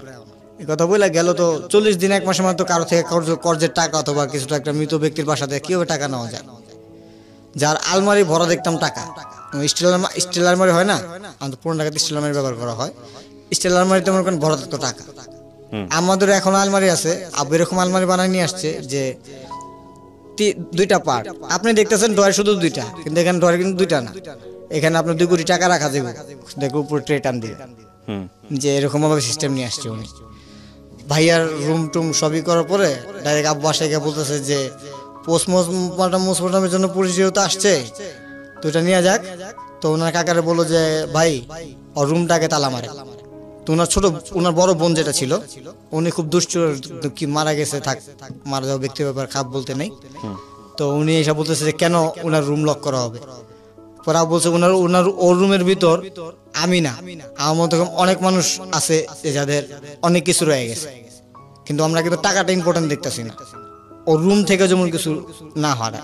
তো ওনার বোন না আসে নেই, ঠিক আছে যা, শুনবি না, তোগো বাড়ি তোগো ভাই, মানে একটা অপমান লজ্জিত করে দেয় সবাইকে। সবাই বলে যে কাকা চলে আসেন, ভাই চলে আসেন। তারপর ডিপ্রেস হয়ে আইসা পড়ে। দেখেন একটা লোক রাত্রে 1 কোটি টাকার মতো লস খেয়ে গেছে, কিন্তু কোনো চিন্তা নাই, আসছে বাসায় এসে আমার বলতেছে কবর টবর হইলো, সাহায্য হইলো, ওর জন্য খারাপ লাগতেছে, বাসা আসলে খালি ভর্তাদা ভাত খেয়ে মাংস খাইবো না, তাহলে যা দেখি কি হয়। তো এই করতে করতে টুকটাক কিছু করলো আব্বু। তো ফট করে 1.5 মাস 2 মাস পরে সবাই মিলে আব্বুকে, যারা ওই জমির পার্টনারে ছিল, সবাই বলছে ভাই আমি দিছি এত, ভাই আমি দিছি 35 লাখ, ভাই আমি দিছি এত লাখ, ভাই আমি দিছি এতটুই, ভাই আমি কাগজের কাজ করে দিছি, আপনি চলেন আমগোর সাথে, আপনার তো একটু বেশি মোটিভ। তো বলছে চাচা ঠিক আছে চল। তো সবাই মিলে যখন যায় তখন ওনার বোন ডাইরেক্ট বলে দেয় যে সেলিম মানে ও মারা গেছে, ওর সাথে ওর সব বিজনেস পার্টনার, ওর সব টাকা, ওর সবকিছু মারা গেছে, উনি ডাইরেক্ট বলে ফেলা। ওকে 10-12 জন একটা মানুষের সামনে উনি ডাইরেক্ট বলে ফেলা। তাবু তখন বল ঠিক আছে ফাইন, আমারটা লাগবে না, এখন তোরা যদি কিছু বলতে সবাই বলে থাক, লাগবে না কারোর কিছু। তখন আসার পরে বাবা, এখন ওই লোকটা তো আমাদের বাড়িটা তো আব্বু একটা জবানের কথা দিয়ে বলে আসছে। তো বাবা বলে যে আবার আরেকটা কন্ট্রাক্ট সামনে এসে পড়ছে, যে 2টা কাগজ, তো এক কাগজের কাজ তো উঠছেই, ওই টাকা তো বাড়ি কমপ্লিট করলোই, এখন কি করবে, এখন এই কাজের জন্য তো টাকা লাগবে। তো লোকের রিকোয়েস্ট করার পরেও লোকটা খুব ভদ্র ছিল, তো লোকটা পুরো টাকাটা ফেরত দেয়। এরকম বলে না যে আপনি এক জবান দিয়ে আপনার থেকে আমি 2 লাখ রাখবো, 3 লাখ রাখবো, মানে ওই রকমও না। অথবা ক্ষমতাসীন যে ছিল আমার বাবা, তাও দেখা লোকটা বলে না, বলে যে আপনি নিয়ে যান বাবা, অসুবিধা নাই, আপনি নিয়ে যান। ওই টাকা দিয়ে আরেকটা কাজ নেই। তাই আমি বললাম যে বাবা আমি চলে যাই, তাহলে যাও। এই আমার টার্নিং পয়েন্ট। আমি যাওয়ার প্রায় 2 মাস হবে, বাসা থেকে ফোন যায়। আপনি তখন ইন্ডিয়াতে? আমি ইন্ডিয়াতে। তাই আমি বললাম বাবা আমি কিন্তু যখন এখানে ইন্টার ফার্স্ট ইয়ার বলে আমরা ওখানে ক্লাস 11 বলতাম, বাবা ক্লাস 11-এ রেজাল্ট তো ভালো হয় নাই, আর তুমি বলছিলা বাইরে পাঠানোর জন্য। বাবা কিছু বলে না। তো যে বাবার বলতে আর ওই বাবা উত্তর দিতে দেরি করে না, সে বাবা কথা বলতেছে না কেন আমার সাথে। বললাম যে বাবা কি, বাবা বলছে যে আমি আগামী তোমার ছুটি কবে। আমি বলছি বাবা এই মে মাসের এত তারিখে। চাচা ঠিক আছে আমি আসতেছি। শেষ আসলো, আইসা হোস্টেল সবকিছু টাকা পেমেন্ট করলো, পেমেন্ট করে বললো যে এই বছর পরে তুমি দেশে চলে যাবা। তখন মনে চিন্তা করছো দেশে যাওয়ার পর মনে বাইরে পাঠাই দেবো। তো দেশে আসার পরের দিকে আমরা এই বাড়িতে, দাদা বাড়িতে, আর চেঁচামেচি আমার তো ভালো লাগে না, পরেশান, আমি সারাদিনই বিরক্ত হই। তখন চিকেন পক্স হইলো, জন্ডিস হইলো। তখন আমার দাদুর একটু, আমার আর কি ছোট দাদু আর যে ছোট কাকা আমাকে প্রথম নিতে চায়নি, উনি বেশ ইনকাম করে, তো এক রাতে বাবা 36 লাখ টাকা নাই রোড করছে ডিস্ট্রয়। কিসের ডিস্ট্রয়? মানে রোড করছে, বৃষ্টি আসছে, পিচ জ্বালাই। ও সরকার তো আপনি সরকার থেকে টেন্ডার নিয়ে আসছে, কাজটা আপনি কমপ্লিট করবেন, সরকার সচিব আসবে, রোড দেখবে, ওখানে চেক সাইন হবে, তারপর আপনি বাংলাদেশ ব্যাংক টাকা পাবেন। হ্যাঁ, চেক পাবেন, আপনার লাভ সহ, সরকার আপনাকে লাভ দিবে, প্রফিট দিবে।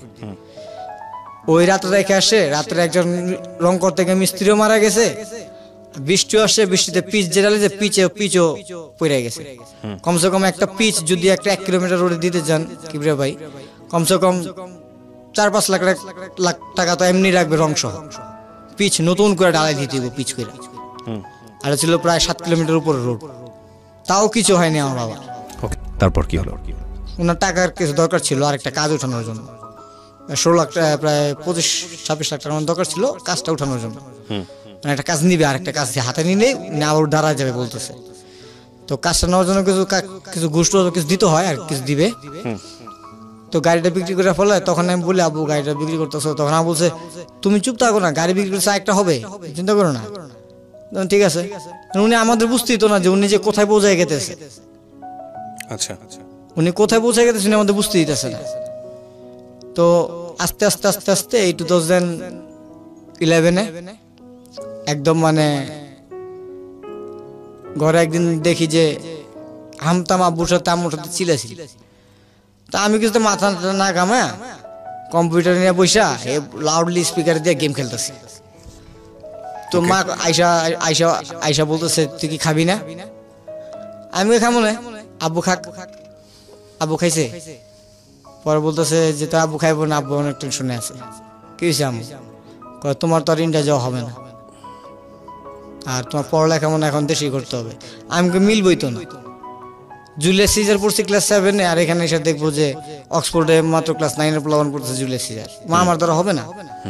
তো বলতেছে এখন কি হবে না আমি কিছুই বুঝি না, অনেক লস করছো, অনেক কিছু করছো, এখন তোমার আমি আর কিছু তোমার বাবা এফোর্ড করতে পারবো না। এই কথা শুনে তো বাবা আরো ফ্রাস্ট্রেটেড হয়ে যায়, মানে মার উপর খুব ক্ষিপ্ত। তো ক্ষিপ্ত পরে মানে আমি আব্বুরে বুঝাবো কি হয়েছে তুমি আমাকে বলো, বলতে তো পারো তুমি আমার, কিছু হয়নি। পরে দেখতাম কি যে বাবা আগের মতো নাই, চেঞ্জ হয়ে যাচ্ছে, অ্যাটিটিউড চেঞ্জ হয়ে যাচ্ছে, আগের মতো নাই। যে ব্যক্তি আগে সকালে ঘুমে দিয়ে উঠতো, নাস্তা খেত, বের হতো, দুপুরে বাসা আসতো, একটু রেস্ট, আবার সন্ধ্যাবেলা যেত, রাত্রে বাসায় ফিরে যেত। অনেক সময় রাতে যদি বাসা না ফিরে ফোন দিত যে আমি ফিরবো না আজকে। ওই তখনই দেখেছে বাবা মোবাইল নিয়েছে, 96-এর 95-এ মোবাইল নিয়েছে। ওনার ফ্রেন্ড ওনাকে জাপান থেকে প্যানাসোনিক একটা মোবাইল গিফট করছে। তখন 60 টাকা মিটার লাইন ছিল। ফট করে আমি একদিন দেখি আমাদের এখানে ফলপট্টি আছে, ফলের বাজার আছে, তো দেখি উনি বসে রেখেছে। তা আমি কে বলতেছি যে বাবা কিছু টাকা হবে? তো বলছে কি, কত টাকা? তুমি ঘর বলতে পারলাম না, এখানে আসছো। আমি এখনই লাগবো, একটু বাইরে যাবো। কত টাকা? আমি বললাম যে হবে 3-4 হাজার টাকা হইলে হবে। কারণ যে আগের হ্যাবিটটা রয়ে গেছে, আমার একটা হ্যাবিট রয়ে গেছে আগে, যে তা না বলতেছে 3-4 হাজার টাকা। তখন উনি পকেট থেকে তখন 1,000 টাকার নোট না 2টা 500 টাকা বের করে বলছে আপাতত এটা নিয়ে যাও। আমি বলছি আপাতত নিয়ে যাবো। তাও উনি আমাকে মনে কষ্ট না দিয়া, মানে পাশে এক ফলের দোকানদার থেকে কার থেকে, মানে উনি ঠিক আরো 2,000 টাকা নিল, নিয়ে এসে আমাকে দিল। পরে আমি নিয়ে আসলাম বসুন্ধরা সিটি আসলাম।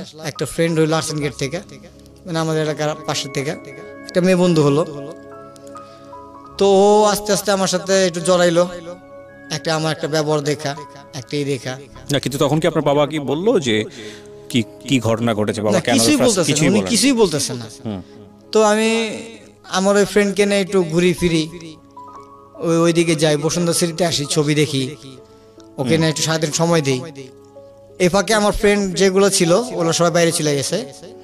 তা আমি যেতে পারতেছি না, আমার একটা মনটা খারাপ যে আমি ওর বাইরে চলে যাই। তখন আইসা রাত্রে বলতেছি বাবা সবাই তো একজন লন্ডন চলে গেতেছে, কে অস্ট্রেলিয়া চলে গেতেছে, এখন আমার কি করতেছো? তখন বাবার কিছু না বললা ভাটাত খা ঘুমাইতে চলে যায়। তখন আম্মু আমাকে সব ভাঙা বলে যে আমার বাবা 1 মাসের ভিতর কমসে কম 5 থেকে 6 কোটি টাকা, ক্যাশ নাই, ক্যাশ 5 থেকে 6 কোটি টাকা, এত টাকা নষ্ট হলো কিভাবে? ওই যে আপনার প্রথমে খেলো, দেখা গেছে যে ওনার একটা হ্যাবিট ছিল কি, মানে উনি তো কাঠ খেলতো, মানে জুয়া? হ্যাঁ, জুয়া কেউ একটা কাঠ খেলতো, মানে অফিসিয়ালি ভাবে যে লোকাল না তো বা হাইফাই না, মানে লোকাল না অথবা কিছু না, মানে এক বোর্ডে এরকম দেখছি যে আমি এরকম, মানে এখন লোক বলে আর কি, যে 3 কার্ড না কি কার্ড এখন যে গেমসে খেলা হয়, জুয়ার অভ্যাস ছিল, ঠিক আছে, এই অভ্যাসটা ছিল আমার বাবার। তো উনি ওইখানে প্রায় এক বছর 16 লাখ, এক বছর এরকম 30 লাখ, এক বছর 28 লাখ, এরকম ওনার ক্যাশ সব টাকা উনি আগে থেকে নষ্ট করছে আর কি, এটা কেউ জানতো না, সেজন্য আর কি মা ক্ষিপ্ত যে তুমি আগে টাকাগুলো এরকম নষ্ট করছো, আমাদের ইন্ডিয়া ঘুরতে নিয়ে গেছো, যখনই গেছো 3-4 লাখ টাকা নিয়ে গেছো, তোমার কি মানা করতো না, ছেলে যা চাইছে তাই কিনে দিতেছো, না করতেছো না। আরেকটা ছেলে হয়েছে, আরেকটা ছেলের জন্য তুমি তাও এই ছেলে ওরও তুমি বলছো, এই ছেলেরও তুমি এভাবে পারবা, তুমি পারবা, কিন্তু এই টাকাগুলো এভাবে নষ্ট করো না। আর বাবা একটু ঘরমি ছিল যে হ্যাঁ টাকা গেতেছে, টাকা তো আসবেই নি, আবার কামাইতেছি না, আসবেন নি, কিন্তু সময় তো আসলে এক থাকে না, এটা বাবা বুঝতে পারে নাই। তো লাস্টের মুহূর্তে আমি বুঝতে পেরে আমি একদম টোটালি ঘরে থেকে 2012-এ টোটালি 2011-এর শেষ দেখতেই টোটালি সবকিছু নেওয়া বন্ধ করে দিল। তখন আপনি কি ইন্ডিয়াতে? না, আমি দেশে, আমি আর যেতে পারলাম না, ওই যে মা বলে দিল। পরে ওখান থেকে স্কুল থেকে ফোন দিল, তো বাবা কথা বলার আগে আমি স্যারকে বললাম যে স্যার আমার অনেক অসুবিধা বাংলাদেশে, আমি আসতে পারবো না, মানে আজীব একটা দিয়া আমি বললাম আমার অনেক অসুবিধা, আমি আসতে পারবো না। তখন বললাম যে আচ্ছা ঠিক আছে। তো বাবা খুব মাইন্ড আপসেট ছিল, এত শখে পড়াইলাম, কিছু তো একটা করতে হবে ওর জন্য। তো একদিন উনি কার ধারা, কারণ একটা মানুষ যেহেতু এরকম ভাবে করে আসছে, একজনের সাথে একজন পরিচয় হয়, কিভাবে আজকে আপনার সাথে আমার সাথে পরিচয় হয়েছে, কালকে আমার দ্বারা একজনের সাথে পরিচিত হবে। তো এরকম উনি বললো যে বাংলাদেশে কোম্পানি আসছে, এই অপারেটর হিসাবে লোক নিতেছে, তুই কি ইংলিশে কথা বলতে পারছ? ইংলিশ তো মুখের বাজবই না, তুমি কি বলো, চাই চলো একটা ইন্টারভিউ দেবো। তো আমি যাই, গিয়ে ইন্টারভিউ দিই। ইন্টারভিউতে খুব ভালো রেজাল্ট আসে, মানে মাহুতারে খুব ভালো একটা রেজাল্ট আসে, কিন্তু এখানে একটু ডোনেশন চাই। তো ডোনেশনে উনি ক্ষিপ্ত হয় যে আমি এত কিছু করে, এত কষ্ট করে, এত খাটনি করে ছেলেকে পড়াইলাম। ওই ডিরেক্টরের সামনে বলছে অনেক কষ্ট করে ছেলেকে পড়াইছি, কিন্তু এই ছেলেরা আমি ঘুষ দিয়ে আমি কাজ করাবো না, ওই না আমি ওকে আর কি করাবো না। তো বললো যে আচ্ছা ঠিক আছে ফাইন, তাই সব বললো। তো আমি এসে করলাম কি বাসায়, মানে আমার খালু আছে, ছোট খালু আছে। তো উনি তখন আর স্টেডিয়ামে, টিটি কমলাপুর স্টেডিয়ামে, এই চাইনিজে যে ব্যাটারি রিক্সা বাইকগুলো আছে না, গ্রাম অঞ্চলে চলে, তো বিক্রমপুর সাইডগুলোতে খুব চলে। তো আমাদের এলাকার এক ভাই, উনিও দোকান দিছে, আর আমার খালু এক দোকানে চাকরি করে। তো খালু চাকরি করতে করতে খালু এক্সপিরিয়েন্সে একটা দোকান দিয়ে আসছে। তো খালু বলতেছে আমারে, শাওন তুমি আমার দোকানে এসে বসো, তাহলে কাজও শিখতে পারবা, একটা এক্সপিরিয়েন্সও হবে, তোমার তো একটা ভবিষ্যৎ আছে। আমি বললাম ঠিক আছে, কবে আসতে হবে? তোমার যখন মন চায়, আমি কালকে চলে গেছি। তো মারা বললাম মা আমি যাই। তো মা বলতেছে খাবি কি? আমি অসুবিধা হইব না, খালু তো আছে। মানে কি আপনি লেখাপড়া ছেড়ে দিলেন তখন? হ্যাঁ, ছেড়ে দিলাম। এই মানে এটা কতটা বিশ্বাসযোগ্য যে যেখানে আপনাকে দার্জিলিং এ পড়াচ্ছে সেখানে রাতারাতি আপনাদের অবস্থা এতটা খারাপ হয়ে গেল যে আপনাদের দেশে পড়ার মতো অবস্থা ছিল না, নাকি আপনি পড়াশোনাই করলেন না? কোনটা আসলে? আমি পড়াশোনা করলাম। এটা আপনার বাবা মেনে নিবে? আমি বাবা আমাকে বলছে যে তুমি এখানে পড়তে পারো। আমি বলছি যে না, আমি আর পড়বো না এখানে। আচ্ছা, আমি দেশে পড়বো না। ওখানে ছিল ইন্টারমিডিয়েট পরীক্ষা দিয়েছিলেন ওখানে না, ইন্টারমিডিয়েট দিতে পারিনি। এখানে এনে ভর্তি করে পড়াতে চাচ্ছিল, কিন্তু আপনি পড়েন না? আমি পড়িনি। আচ্ছা ঠিক আছে, ওকে। কত সালের ঘটনা এটা? এটা 2011। ঠিক আছে। তারপরে আমি বললাম যে ঠিক আছে। আমি গেলাম সকাল 9টা 9:30 বাজে উঠা বাসে উঠে গেলাম। প্রথম লাইফে ফার্স্ট বাসে উঠি, পাবলিক বাস। হ্যাঁ। তো হেল্পার বললো কোথায় নাম? আমি বললাম ওই যে কমলাপুর স্টেডিয়ামের সামনে। বললো আচ্ছা ঠিক আছে। তো নামলাম এখানে। নাই আমার খালুকে ফোন দিলাম। ফোন দিয়ে বললাম যে খালু আমি আসছি, আপনি কই? আমি এখানে। তুমি ভিতরে সোজা আসতে থাকো, আমি দাঁড়িয়েছি। সোজা গিয়ে দেখলাম যে খালু আছে। খালু আমাকে আরেকটা দোকানে জয়েন করে দিল, তুমি এখানে শিখো, দেখো। তো এখানে আমার স্যালারি ধরা হলো ফার্স্ট চান্সে 4,500 টাকা। আচ্ছা। তো আমি কাজ করতেছি, ফাট করে 1-1:30 হবে, ফোন আসছে। আমি আর কি ঘরে আমার বলতেছে, লোকটা বলতেছে যে এই কার্টুনগুলো এভাবে গুছাইবা, অথবা এই ব্যাটারিগুলো এভাবে গুছাইতে হবে। একটা ব্যাটারি 35 কেজির এভাবে উঠাইতে গেলে উঠাইতাম, মাইনে নিছি তখন আর কি। করলাম, সবকিছু করতেছি। করার পরে খালু দৌড়ে আসছে। আইসাই ওই আমার যে বস ছিল ওকে বলতেছে যে ভাই একটু ওরে আজকে বাসায় ছাড়তে হবে। কয় কেন আজকে জয়েন করলে আজকে সারাই নেবেন, এরকম কর্মচারী দিলে কি হবে নাকি? তখন খালু বলছে না, একটা সিরিয়াস বিষয়, ওরে জানেন না, ওর বাবা আর কি এটা হয়েছে, ওর বাবা স্ট্রোক করছে। তা আমার খালু বললো যে 100 টাকা দিয়া বলতেছে তুমি এখান থেকে রিক্সা নিবা, রিক্সা নিয়ে তাড়াতাড়ি বাসায় যাও। আমি বললাম যে খালু কেন রিক্সা দিয়া আবার 100 টাকা দিয়েছে? বলছে না তুমি যাও তো। তাই আমি বললাম খালু আমার আছে ভাড়া। বললো না তুমি নিয়ে যাও, আমার নিতে শরম কিছু, তুমি নিয়ে যাও। তো আমি নিয়ে গেছি, রিক্সা নিয়ে গেছি, বাসায় গেছি। বাসায় যাওয়ার পরে দেখতেছি যে বাবা কিভাবে বিশেষ করে এবার সরিছে যে আমি দেখা যে আমার বাবাকে আমি কখনো এভাবে শোয়া দেখিনি। মানে আমি ওই যে ওইখানে যদি আমি হার্ট পেশেন্টই হইতাম আমি হয়তো মারা গেতাম। এবার সরিছে যে আমি সামনে বললাম যে কি হয়েছে, শুনছি বাথরুম পরে এসো, চিন্তা কিসের তোমার? পরে উনি এক হাত দিয়ে আমার কান্নাটা বুঝে দিতে পারতেছে না।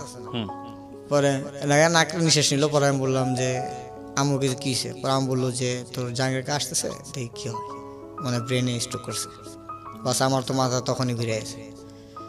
যখন আমার বসে জোর করে বললাম যে আরেকদিন দেখ মোটিভেশন করতে, তাহলে ভালো হবে না।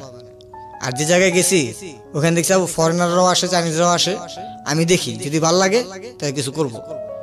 তো বলতে আবু মানে কিছুই বলে না। তখন আম্মুরে আর কি দুপুরবেলা নাকি খাইতে বলল, এই পরের দিন বলছে আর কি আম্মুরে যে ছেলেকে না কত স্বপ্ন দেখছি, ছেলে নিজে গাড়ি চালায়, কতজনের গাড়ি ভেঙে দিচ্ছে, রিক্সা ভাঙছে, আমি নিজে জরিমানা দিয়ে আসছি, মা পৌঁছাইছি ওর লেগে মাসের কাছে, আর এই ছেলে আজকে কাজ করব। পরে মা বলতেছে যে তুমি পালছো এখন, ওরও তো শিখা দরকার, শিখো। তখন কি খুব কাজ করি, শিখি।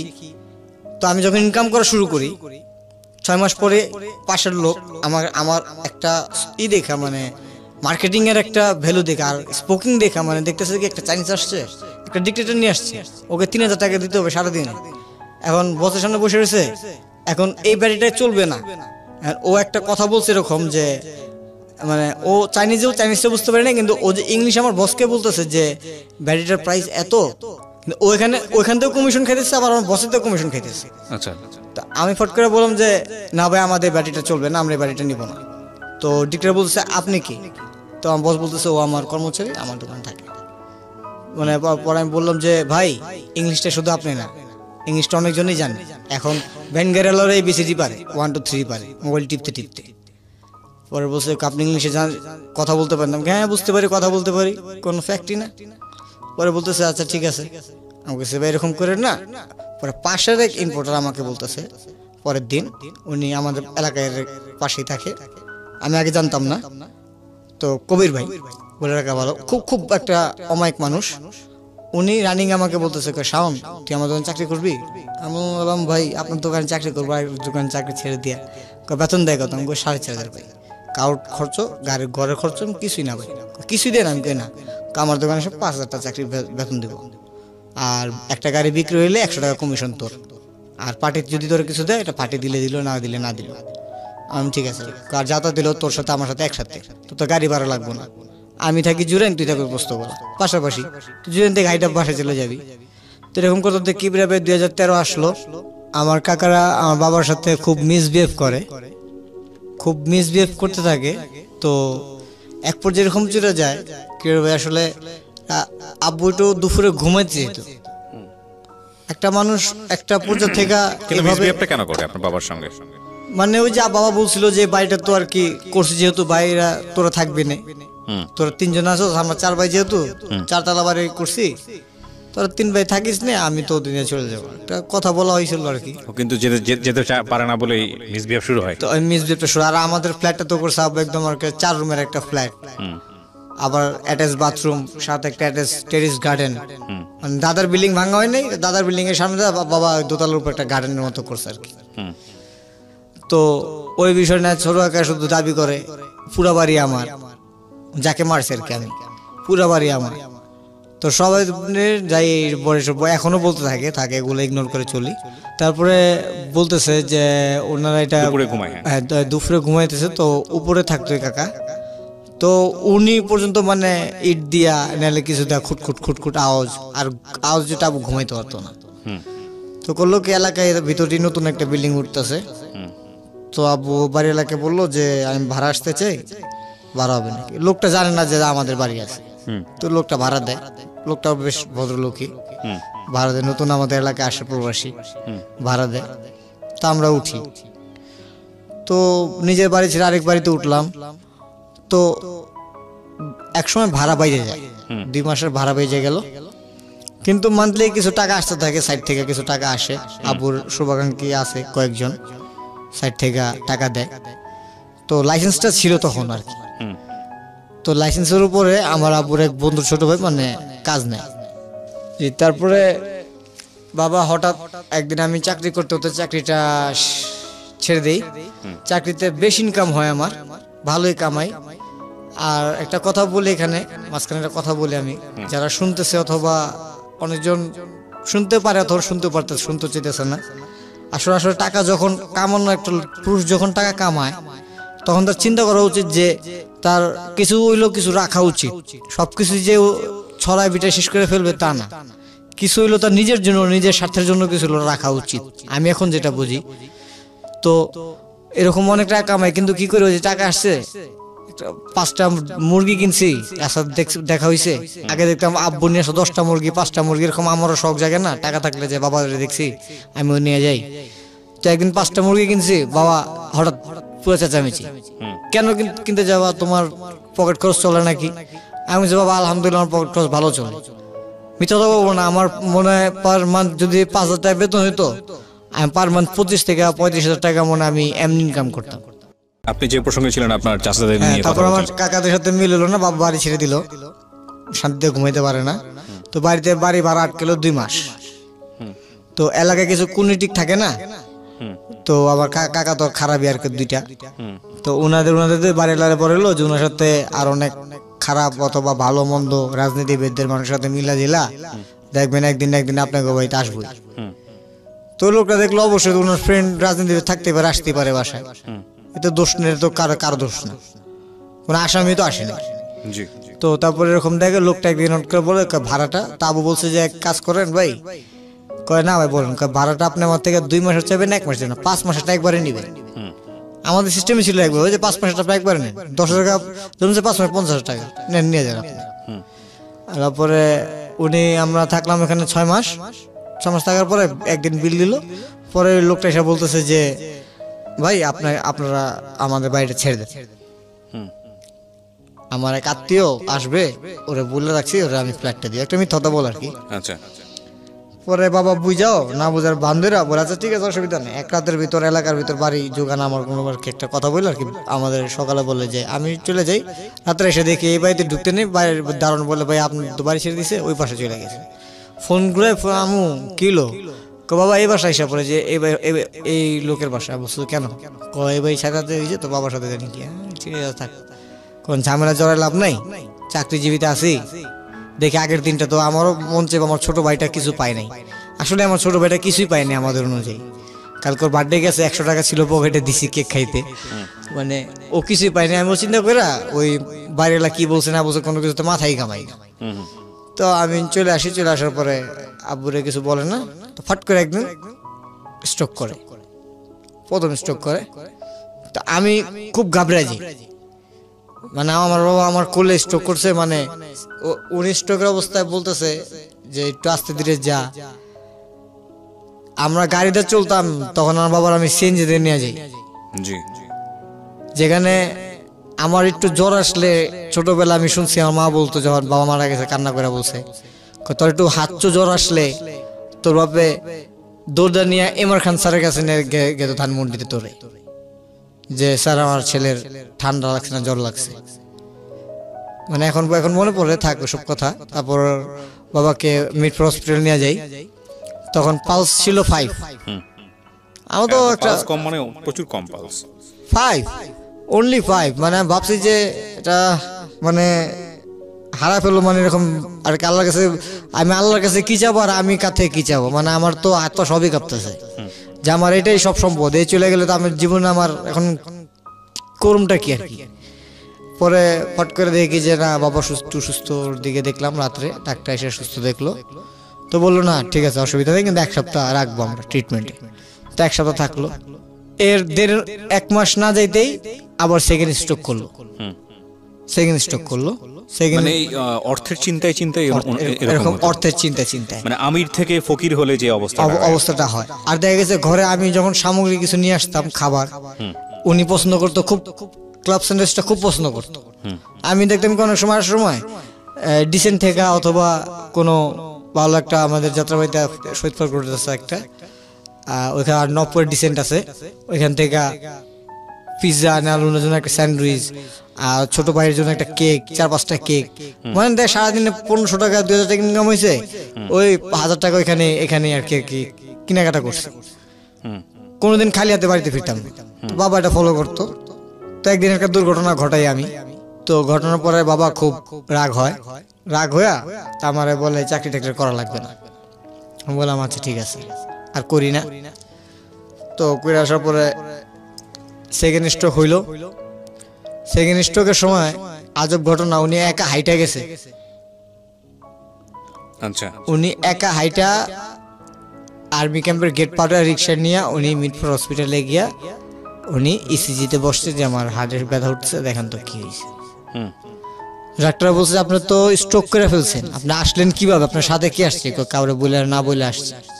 তো যখন আমার বাবা সেকেন্ড স্ট্রোকে তখন হসপিটাল থেকে খবর দেয় আমার মাকে, তখন আমার মা, আমার চাচতো ভাই আছে, চাচতো ভাই আমার ফোন করে বলে ভাইয়া তুমি কই, বললাম যে ভাই আমি তো আসি, বাইরে আছি। বলছে ভাইয়া যেটা তো স্ট্রোক করছে আবার। তো আমি তখন এখান থেকে উঠে আবার যাই দৌড়া হসপিটালে গিয়ে দিই বাবা বসে রয়েছে, বেডে বসে রয়েছে। আবু কি হয়েছে, কথা বলে না আমার সাথে বেশি একটা। বাসায় নিয়ে আসলাম ওনাকে আবার 4-5 দিন পরে। তো ডাক্তার একদম সাফ, মানে আপনি সিগারেট ধরতে পারবেন না, আপনার চাটাও বেশি খেতে পারবেন না। আচ্ছা, স্মোক করতো? হ্যাঁ, আবু একটা বলতে গেলে চেন স্মোকার ছিল। আচ্ছা, ডাক্তার না করে দেওয়াতে তো আমার কাকা, সবাই তো আর একরকম হয় না, তো দুষ্কাকার আর কি, যারা সৎ কাকা বললেন তাদের আপন বলতে হবে। তারা এখন একটু ভালো, আমাকে যদি আমি 3 বেলা 2 বেলা খাই, তো আমার ওই সচ্চাচারে আমার খাওয়াইতেছে আর কি বলতে গেলে। আমি বলি যে কি করতে কি করা যায়, তুমি একটা কিছু করো, এভাবে চললে হবে আবু, তুমি একটা অপারেশন করাও, কি করো, কয় কিছু হবে না, চিন্তা করো কেন। আর আমার ছোট ভাইটার নাম হইলো সোয়েব, কিন্তু ওরা আমরা পিপি বলে ডাকি আর কি, আদকেরা পিপি বলে। তো বলে ওর দিকে একটু খেয়াল রাখবে, এটাই। তো দেখা গেছে কি স্ট্যান্ডে বসে, মানে চৌরাস্তা বসে রয়েছে, দোকানদারকে বলতো এক কাপ চা দে, কবে রং চা আছে, কিন্তু পাশের জন যখন দুধ চা খায় উনি ক্ষিপ্ত হয়ে বলতেছে তুই পাশের জন্য দেশ আর তুই আমার দেশ না কে লেগা, আপনার দিব না, আপনি তো অনেক টাকা পায়। মানে মানুষের কি ইগনোর করে কি, মানে ওনাকে দিবে না, ওনাকে একটু রাখতে চাইতেছে মানুষ। তো উনি বুঝতে পারে।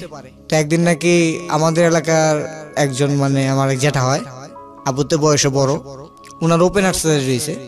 তো উনি আব্বুরে বলছিল যে একটা সার্জারি করাও, অসুবিধা কি, 2-2.5 লাখ 3 লাখ টাকার মতো লাগে, একটা সার্জারি করায় ফেলাও। তো এই ডিসেম্বর মাসের 7 তারিখে আব্বুর মৃত্যুবার্ষিকী গেল, আচ্ছা 4 বছর হলো।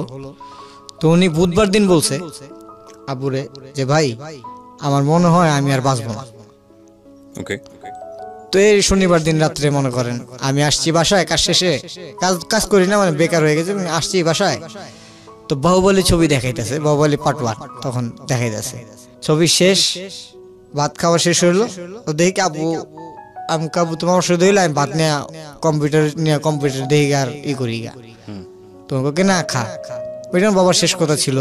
খাইলাম, খায়া ওখান থেকে বের হলাম, বের হইয়া সর্বোচ্চ 15 মিনিট, কি ভাই সর্বোচ্চ 15 মিনিট একটু কুলি টুলি করে পানি টানি খাইছি, মেন রোডটা দেখলাম লাগাইছি কিনা, কারণ নিজের সবাই ভাইটা ভাই হলো আরেকবারই চেক করে আমি মাত্র বিছানায় এসে, আমার ছোট ভাইটা তখন 4 বছরের, ও মাত্র আর কি আমার সাইডের ওর একটু সাইড করে দিয়া কম্বলটা দিলাম, দিয়ে আমি মাত্র সাইড হয়েছি। এর ভিতরেই ফাট করে মানে একটা আওয়াজ আসলো, করে একটা আওয়াজ আসলো, কানটার ভিতরে এরকম ভাবে লাগলো যে ওই ঘর থেকে তো, আর আমু চিকে দিছে, সাথে সাথে ওই ঘরে যাওয়ার পরে মানে বাবা এক ফাল দিয়া মানে কোলে, মানে ধরছিও না কিভাবে যাবো কি হয়েছে।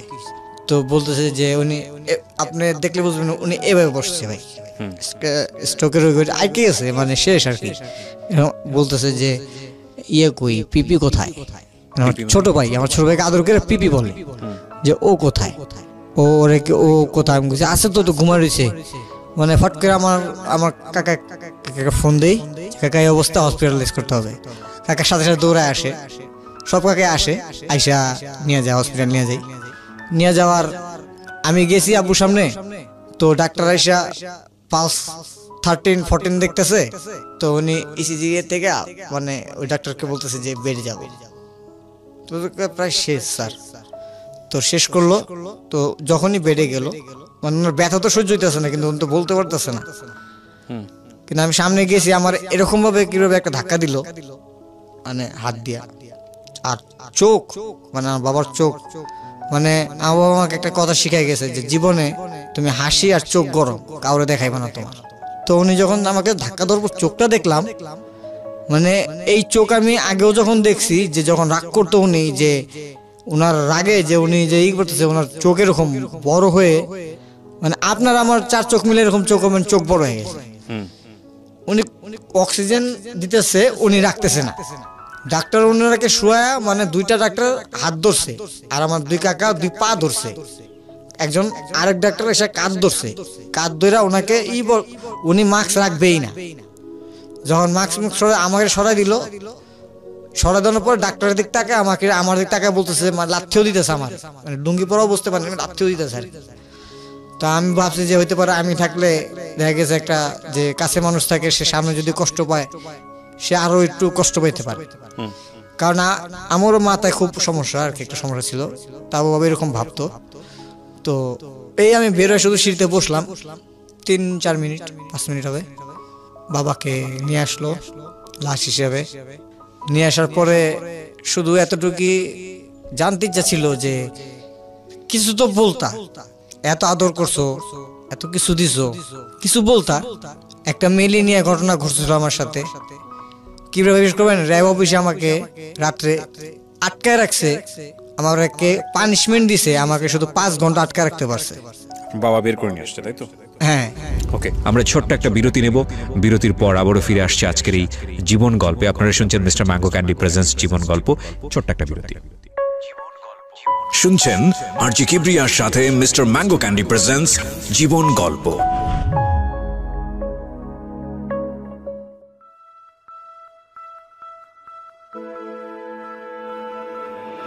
Love, hate, challenge, motivation, lies, truth, impossible, virtue, morality, something beyond entertainment. Welcome to my stage of reality. Stay tuned. Sunday and Wednesday with me RJ Kibriya, only on Dhaka FM 90.4.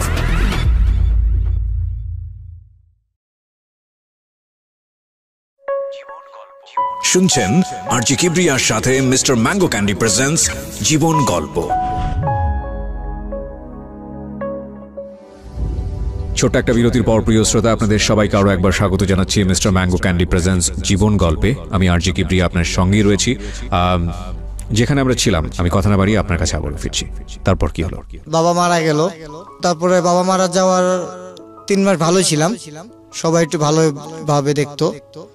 তো এই 3 মাস পর থেকে আমাদের একদম dump হয়ে গেলাম আজকে end of this, এখন পর্যন্ত কেউ 2 টাকা দেওয়া সাহায্য করে না, অথবা যারা উনার দ্বারা কাজ শিখছে, আমি ওনাদের কাছে গেছি যে কাকা একটা কাজ দেন, একটা কাজ দেন। আমি এরকম না যে বাপের নাম নিয়ে চান্দা উঠা খাইতে চাইছি, একটা কাজ দেন, কাজ করে খেলে সকালে টাকা খেলে আল্লাহ খুশি হইব, একটা কাজ দেন। ওনারাও কাজ দেন, মানে তখন বাবার ওই কথাটা, মানে এরকম এখন এরকম ছোট ভাইটা, মেজ ভাইটা, ও লাস্ট স্টেজে এসে পড়াশোনা শেষ করে ও বন্ধ করে দিল। এখন ও নিজে দূরে টিউশনি করে, টিউশনি করে ছোট 1,500 টাকা পায় দূরে টিউশন থেকে। ওর এই 1,500 টাকা ও দেখা গেছে আমি কিছু কন্ট্রাক্টে কাজ নিলে নেই, যেহেতু দেখা গেছে কন্ট্রাক্ট কাজ এরকম পাই কিছু হালকা পাতলা। যদি কন্ট্রাক্টের কাজ বলতে, কন্ট্রাক্ট কাজ বলতে যদি আপনি বলেন যে বিশ্বাস করে দেয়, যেহেতু যে শাওন তোমার এই জিনিসটা এখান থেকে ওই জায়গায় পৌঁছে দিয়ে আসো, ঠিক আছে, আমি আপনাদের কিছু চাবো, চাইলাম আর তা আপনি আপনার মুখ দিয়ে বলেন যে আমি ক্লিয়ার হলাম না, সেটা কি বৈধ না অবৈধ সেটা তো আপনাকে বলতে হবে। না, ওটা আপনার অবশ্যই আপনাকে আমি যখন জিনিসটা নিব আপনাকে জিজ্ঞেস করবো না যে জিনিসটা কি। তো তখন এরকম দেখা গেছে কেউ এরকম, আমার অনেক একটা ভাই আছে, ও একটা ফার্মে আছে, ফার্মে চাকরি করে। তো আমাকে অনেক সময় বলতো যে একটা গাড়ি ঠিক কর, ওই ট্রলি নিতে হবে, খাবার ভুসি নিতে হবে। তো এখান থেকে আর কি ই করতাম। এক্সট্রা কাজ করেন আপনি? এক্সট্রা কাজ না, এক্সট্রা কাজ, এক্সট্রা কাজটা করি। কিন্তু এখন পর্যন্ত মানে আমার আপন কাকাদের বাবা এত করছে, মানে ওদের ছাদ নাই, ছাদ করে দিছে, সবকিছু করে দিছে, পানির মোটর লাগাই দিছে, সবকিছু করে দিছে। কিন্তু ওই বাবার মিলাদ পড়াবে, আমার কাকা আমারে বলতেছে সবার সামনে, মানে আমি মহল্লার এক দোকানে আমি সদাই নিতেছি, আসিস মিলাদ আছে।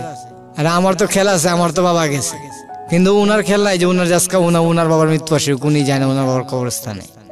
মানে এতটুকু মিলাই, এরকম বলি অনেক সময় আমি রাগ কইরা ঘরে, যে আব্বা আম্মু কাছে কিছু বলতো না কেন, কষ্ট চাপায় রাখতো কেন, উনার লস তো জীবনের দিকে চাই না।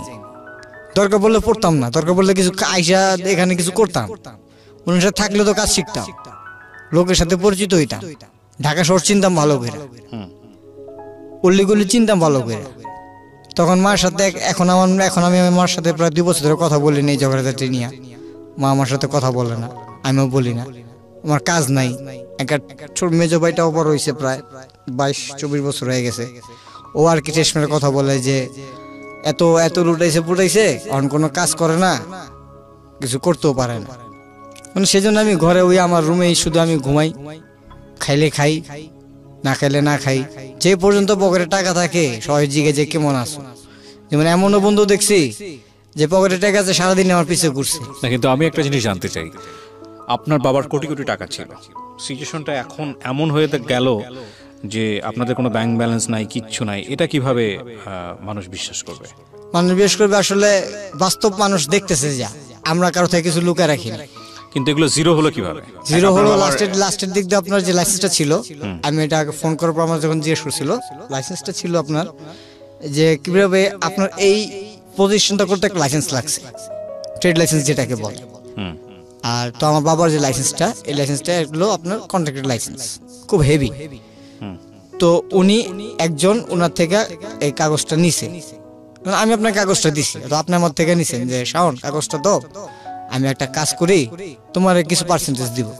আমি বললাম যে কিভাবে পার্সেন্টেজ দরকার নাই, আচ্ছা থাক, আপনার ইচ্ছা, আপনি থাকলে দিয়ে, না থাকলে, আর যদি আপনার পোষাইতে দিয়ে, না পোষাইলে ভাই কত টাকার ইনকাম হয়, যান নিয়ে যান।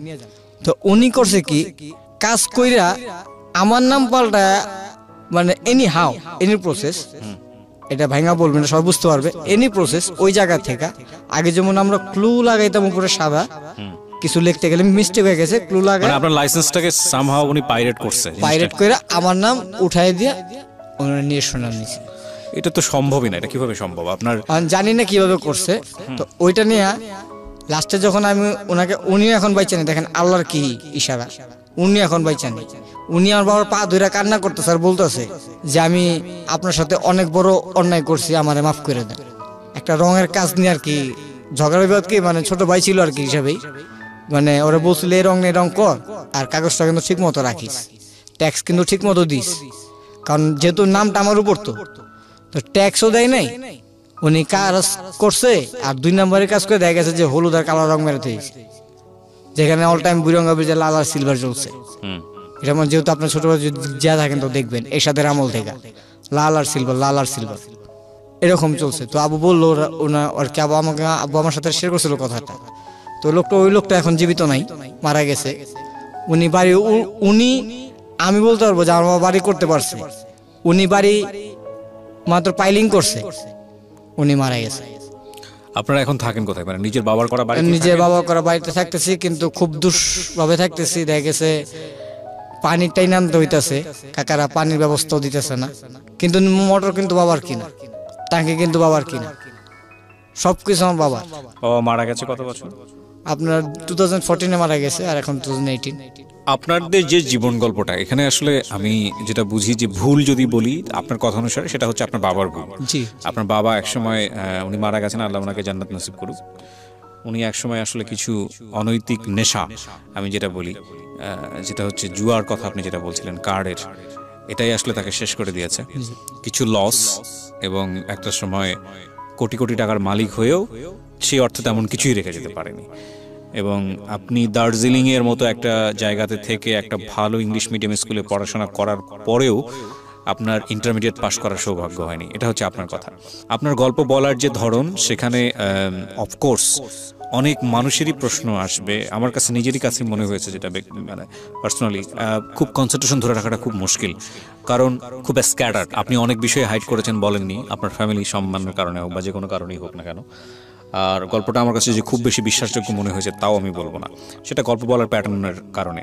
কিন্তু এটা ঠিক যে কিছু বিষয় ঘটে গেছে আপনার জীবনে যেটা সত্যি সত্যিই দুঃখজনক এবং সেখান থেকে শিক্ষণীয় আছে। শিক্ষণীয় বলতে আমি যেটা বুঝি সেটা হলো, একজন মানুষ একসময় আমির থাকলে সে পথের ফকির হতে পারে। আমরা যেমন দেখেছিলাম জসিমের গল্পে, জসিমের নাম শুনেই আজকে মানে জসিমের নাম উচ্চারণ করেই আজকের এই গল্পটা শুরু হয়েছিল সামহাও।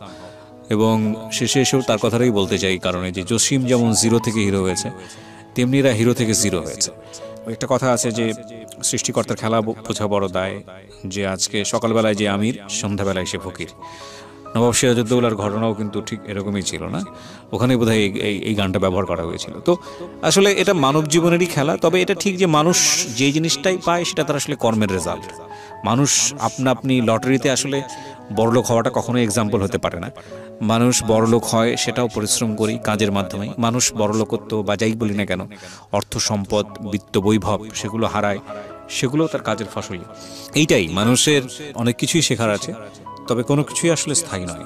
মানে আপনি এখন যেরকম ছোটবেলায় গাড়ি বাড়ি কোনো কিছুরই অভাব ছিল না, ওই জায়গাটা যেমন এখন দুঃস্বপ্নের মতো মনে হয়, ঠিক একইভাবে সত্য যে আগামীকালকে আপনি যে আবার তার চেয়ে ভালো পজিশনে থাকবেন না, এটা অনিশ্চয়তা না বেসিক্যালি।